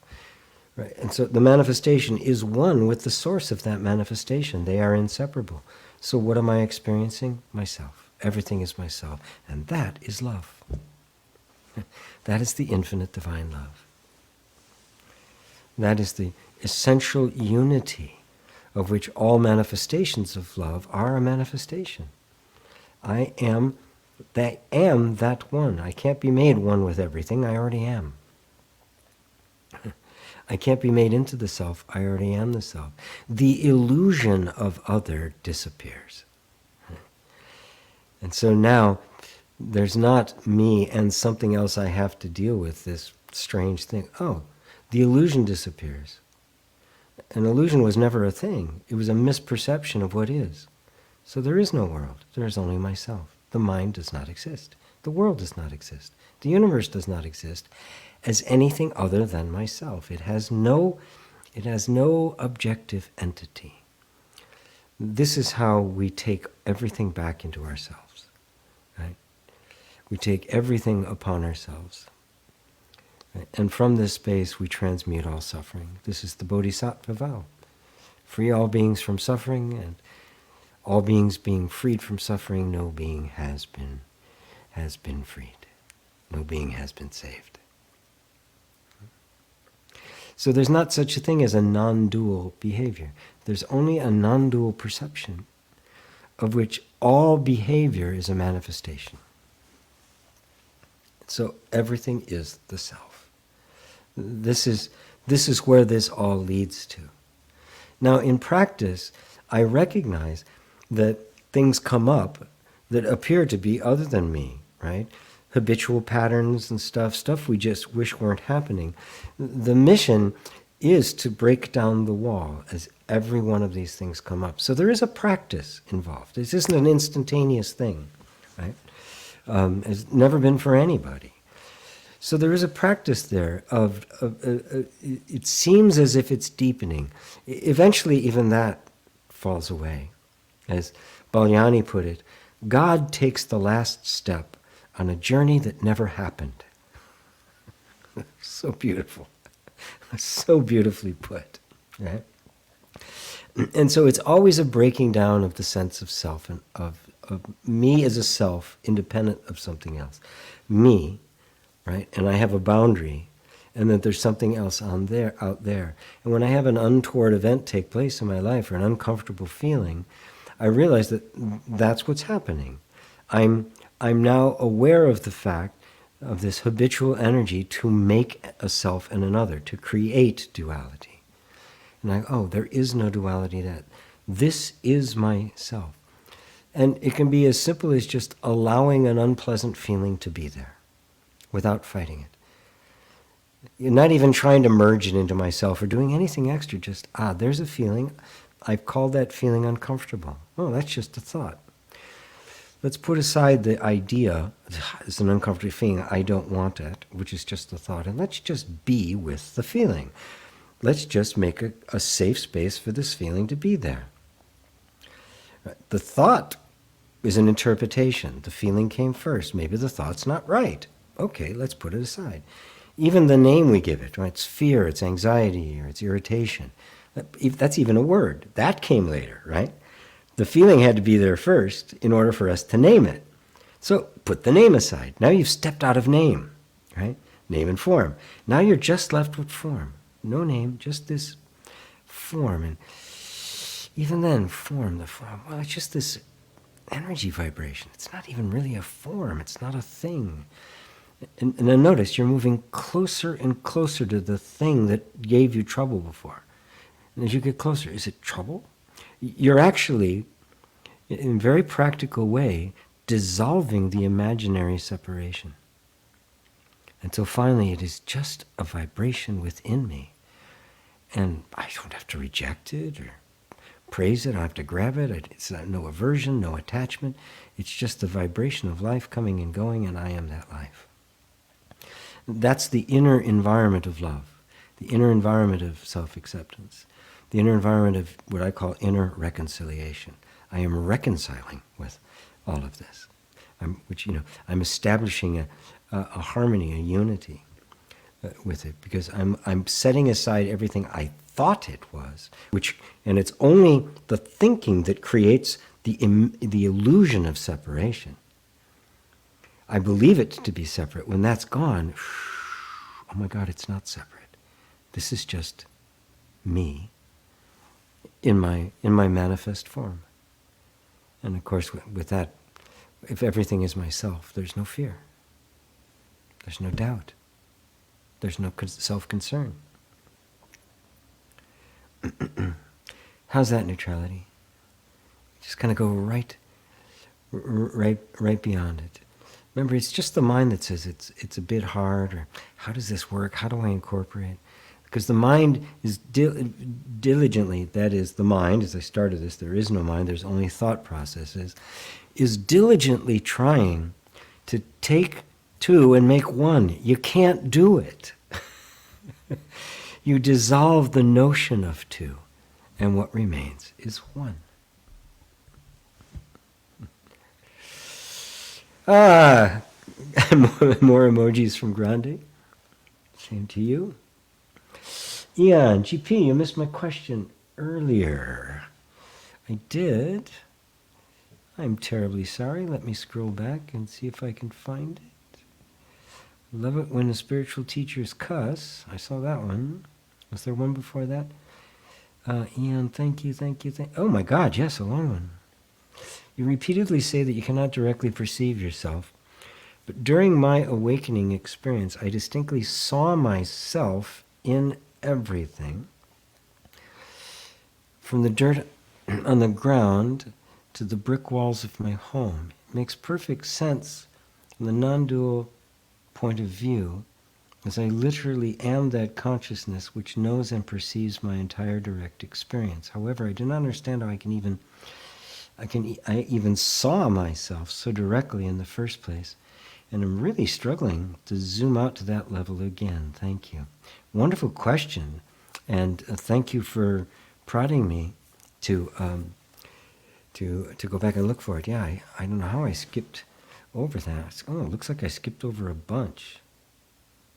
Wow, I did. Okay. Sometimes the thing just jumps on me.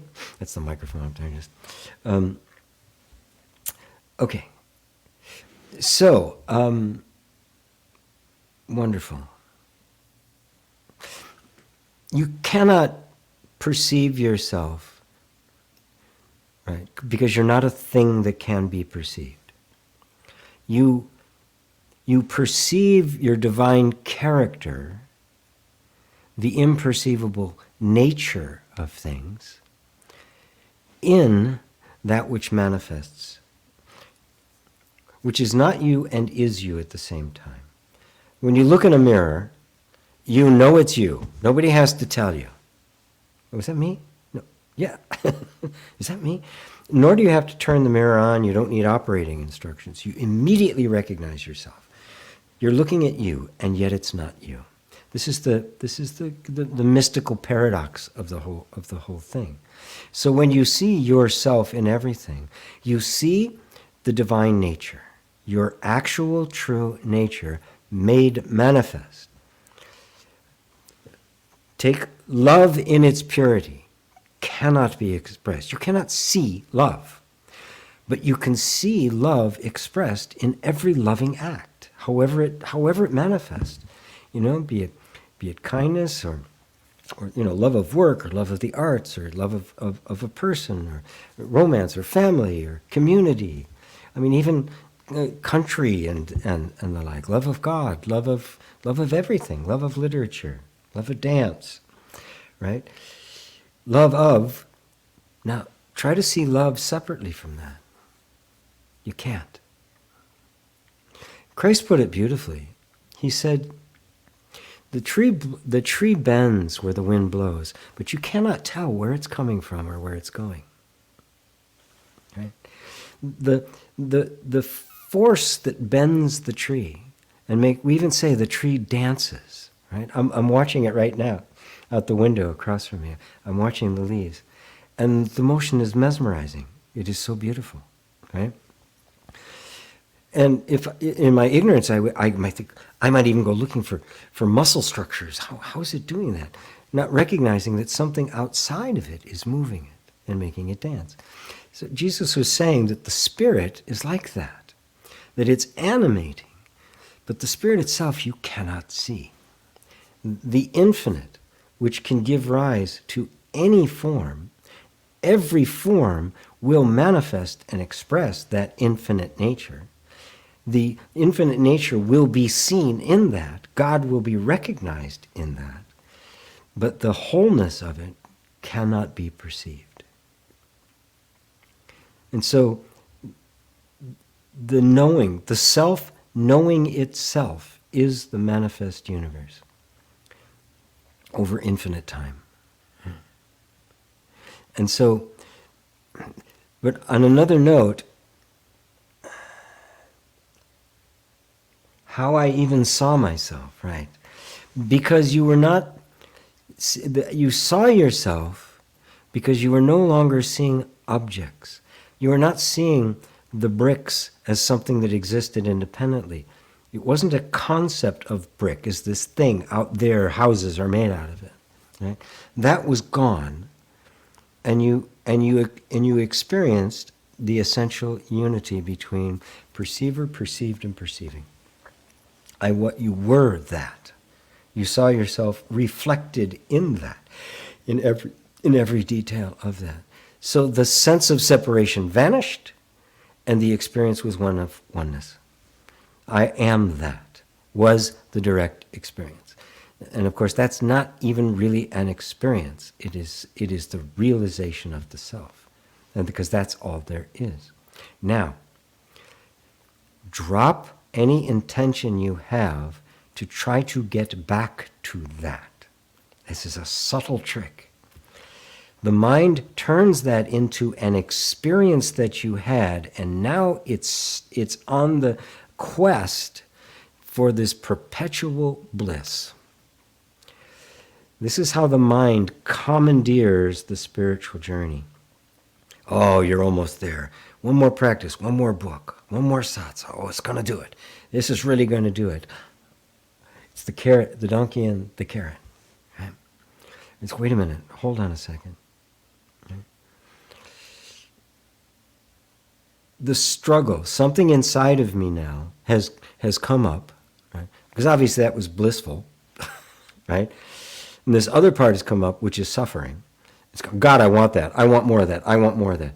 What is that has just arisen? Right? And can you see yourself in that as well? This is not something to be gotten rid of. Take it apart. And what you find is there's a feeling of discomfort or a feeling of dissatisfaction, right? And then there's all sorts of thoughts about it. What is that? How did? And when you get to your level of understanding and the experiences you had, the explanations as to what that was become more spiritual. They become more refined. You go, oh, that's enlightenment. I want more of that. And now it begins on that quest. And it's going to find plenty of people on that quest. Plenty of people on the progressive path. Well, you got to meditate like this, and sit in the yoga, in the lotus posture for 24 hours. You've got to be able to hold your breath for 7 minutes. I mean, there's all sorts of people that have all sorts of processes that you can follow. But what if the essential, that essential position is incorrect? Right? Where are you? Are you the result of some search, or are you the one sitting here watching this thing make a search? Where are you in that picture? Right? Let go of the desire for a pleasant experience, and if it has passed, right, it was only an experience. What hasn't passed? What is still here? What was there before that incredible experience took place? That is, the sense of a separate self fell apart. And if the walls happen to converge back again, and now there's this sense, I want it, I want it, I want it. What has been there the whole time? Right? It's so subtle, right? Even the seeking of that experience is being witnessed by that which is sought. You are here. You've always been here. The experiences will come and go. We make the mistake of thinking that the really peak experiences, that, oh, the heavens parted and the like, are it. That's what it's about. It's not. Because the peak will become a trough. It's inevitable. If it had a beginning, it will have an end. This is the cycle of life, right? That which is perceiving it does not have a beginning and not have an end. It does not have a peak. It does not have a trough. It is the infinite background that allows you to experience peaks and troughs. Because without that completely neutral, infinite background, it would be cluttered. You wouldn't be able to distinguish any of it. There must be a changeless background perceiving the change. Now, which are you? That which was experienced, or that which was doing the experiencing? Now, this is a subtle one, because in the awakening, it's as if there was an experience, but in fact, it was a falling away of all experience to the pure bliss of being. The mind then re-arose and started to call it an experience and set you on the path of trying to recreate an experience. It wasn't an experience, it was you.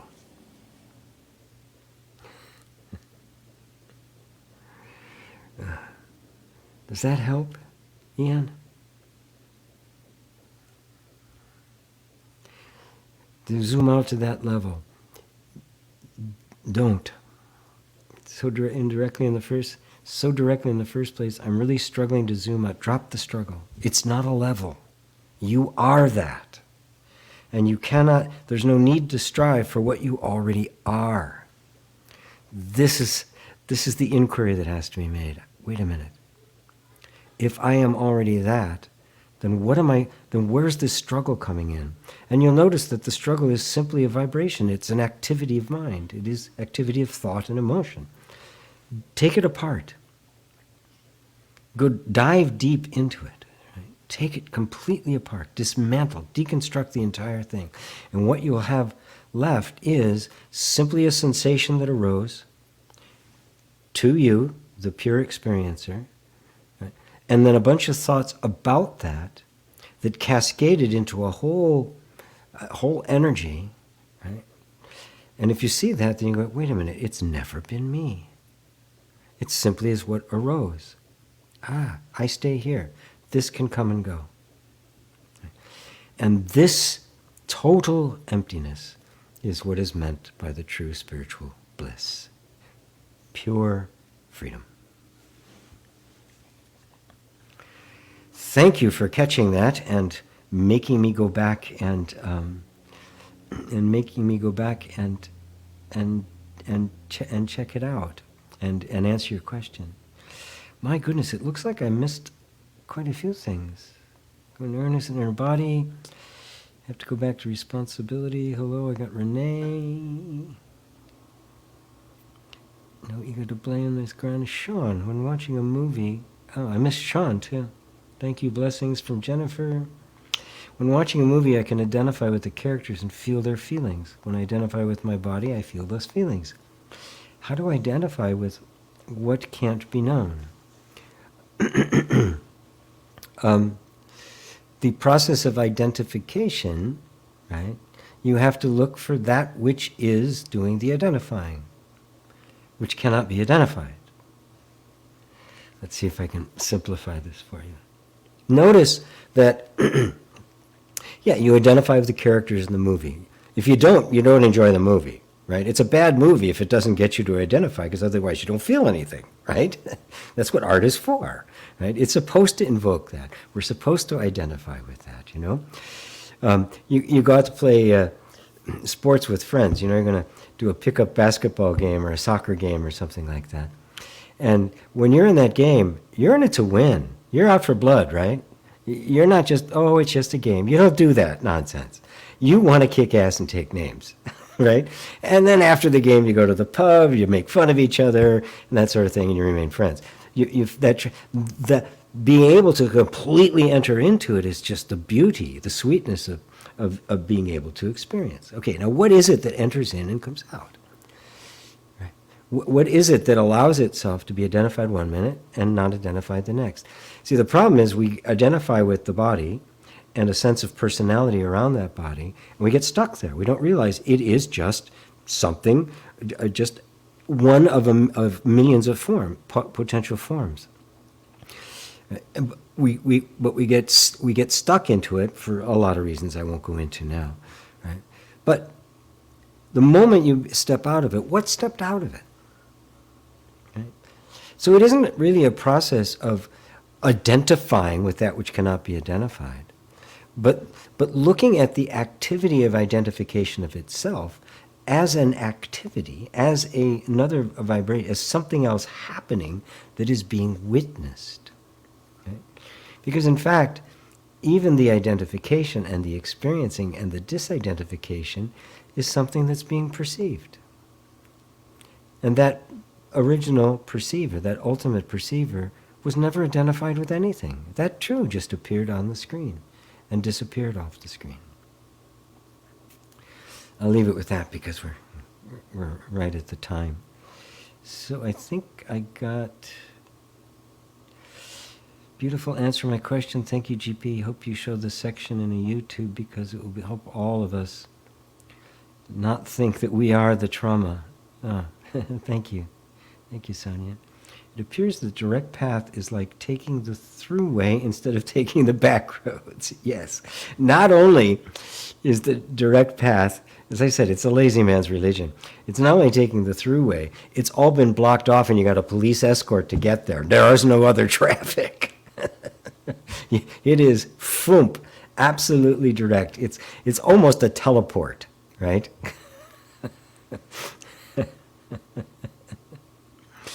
Robbie, this is beautiful truth being spoken, GP. Thank you so much. We definitely will be a regular here. Oh, wonderful. Wonderful. Welcome, Robbie. So good to see you. Where are you from? I don't think I saw where you are located. A little comment for Phoenix from my friend Dale. B. Grande. Ava, can't directly perceive yourself. Ava, but during my awakening experience, that was Ian. Sorry, I answered you, Ian. Great. Got to that question. And thank you, Carlucci. So I'm God, and I'm that powerful, and so is everyone else. I guess my mind shouldn't say that out loud at work tomorrow. If you do, the secretary will disavow any knowledge of your actions. I've never met him in my life. Never know. Have no idea who he is. Carl Lucy? Never met the man. Thank you, GP, for patiently leading us back to this place every week. Oh, you're welcome. You're welcome, Carl.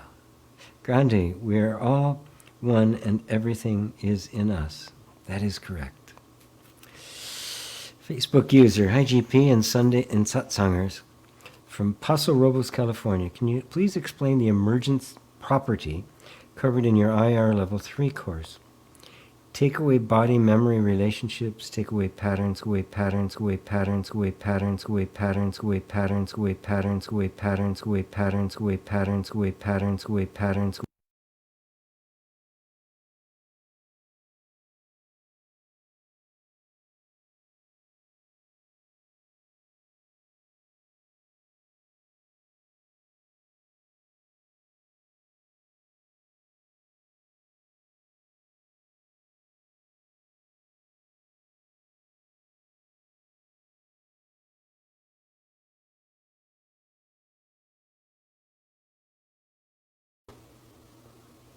Unmute mic. Okay. Don't know why that happened, but every now and then, technical things just following. Luckily, it repaired itself very quickly. Let me make sure I'm talking on the right mic here. Yeah, I'm talking on this guy. Yep, got it. Okay, cool. Boy, that's a big one. And level 3 of inner reconciliation is non-dual. It's where in inner reconciliation, I've tried to bridge this whole gap between where people are and where they want, and coming out of just energy healing and dealing with and becoming just a more functional human being, all the way to the real understanding of our true nature. But I could go more in depth in it, but I'm not going to do that here. This is the kind of thing we bring to my retreat that's going to be in 2 weeks. Let me put that up there again. Get another plug for the Krishnamurti Education Center of Canada. This is the kind of thing I could go into more in depth because it is experiential.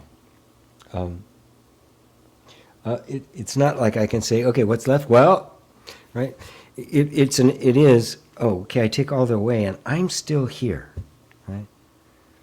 Memory is something that comes and goes.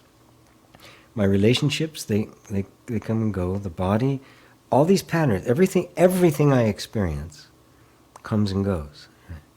So, just putting all of that aside, what's left? Right? Now, the emergent properties is simply a theory that consciousness is the result of the complexity of matter. This is the leading but not the only idea in amongst the scientific community. There's a growing number of scientists who are becoming convinced that consciousness is something completely outside of matter. It is non-physical in nature. This is completely contrary to the conventional wisdom, which just assumes that consciousness must be some functioning of matter, because matter is all there is. And therefore it must be, which is an assumption that needs to be questioned. So from the point of view of the direct path of spiritual experience, we recognize that that's an explanation, that we're trying to explain something that's self-evident. We all have the experience of consciousness, the sense of I am. Right? Now I want to understand what that is.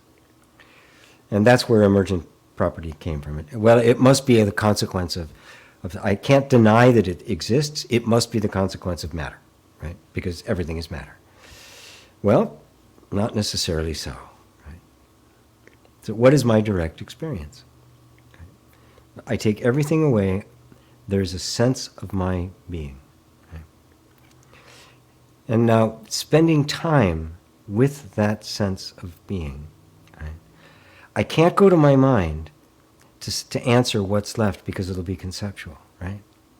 I want the direct experience of it. Right? So if I'm with this sense of I am, and I'm putting aside all thoughts about it, I'm no longer engaged with any mental activity whatsoever. It is no longer conceptual. I am not interested in making a good model of it. I'm interested in what it is in its reality. And I'm experiencing it, right? And I am experiencing it. Well, now there's still a subtle duality there, isn't there? There's something experiencing it. Boom, and I've moved more closely to what? To myself. To myself. Now, all conceptualization aside, all discourse aside, all discursive reasoning put aside, no models, direct experience of just myself and nothing else. That is what that exercise is about. And you'll find the mind wants to pull you out of it, back into some kind of modeling of the mind. There's no mind pulling. There's the habit energy of thought, called mind, which wants to just start up again to build a model of it. The job is to say, that's not real. That is not the reality of me. I want to know the reality of me. I want to know me directly, not indirectly through an image or a mirror or a concept or a YouTube video. I want the direct knowledge of myself, Vedantic knowledge, jnana knowledge. And so you abide in that place. You just abide there, noticing how the mind keeps pulling you away. But the answer is not going to come there from there. It will be conceptual. The answer must come from you. You must be the answer. And this is the non-dual direct path. Thank you, Facebook user. Grande, it's a thought. It's just a thought. I believe that the watcher witnessing the self. Witnessing the self. Grande, Katie, hello Katie. So GP, got to that one again. Spiritual teacher's cussing. Inner body answer. Okay, I'm gonna hop down to the bottom because I think I caught up. Thank you so much from Sean. Most people think that they are their feelings and their experiences. Yes, yeah. It's terrifying how easily I have fallen back into egoic patterns. Thank you, GP. When I had my realization, it was from 3 days straight of just letting go in one of the biggest purges of emotional pain. How easily falling back into patterns. You have not fallen back into patterns. They have re-arisen. Oh, grab that distinction, right? The pattern energy almost has, it's like it has a life of its own. This is what's referred to as the vasanas In the Hindu tradition, it's called the repository consciousness. In the Buddhist tradition, you did not fall back into it. That's the conceptualization of it. You can't fall back into it. You were never in it in the first place. It was happening on the screen. It's just the habit energy of identification, the habit energy of mental activity, including the identification with that mental activity, does not go away like that. Right? But if you get more adept at spotting that, you're being invited to believe that you've stepped out of yourself. But just stop for a moment and go, oh, okay, well, wait a minute. It says here that I have fallen back into it. Well, what is that? Well, there's a thought that says I have fallen back into it. Okay, well, where am I? Well, I'm still here. Okay? What have I fallen back into? Well, there's all this chaos and there's uncomfortable feelings and the like. But where am I? Well, I'm still here. Did I ever leave here and fall anywhere? No. But on the screen of my being, all this stuff is arising, and an old habit of identifying with that picture. This is the real practice. The habit energy of identification. This is the real samsara, samskaras, vasanas, all of the old habits. This is Maya. It's all right there. Stand your ground right there. I am the self appearing, and this is all appearing to me. Okay? I have not lost myself anywhere. Stand your ground there. Speeding up a little bit here because it is kind of late. Sean says, thank you, you're welcome.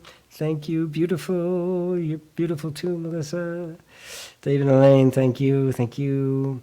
Shetland Islands, Robbie. Oh, Shetland Islands. Wonderful. You did say that earlier. Right, I forgot. Thank you for your time tonight. Nice to see a community of other beings on the direct path. Yes. Yes, yes. We're not alone. Jennifer, thank you. You're welcome. Eon.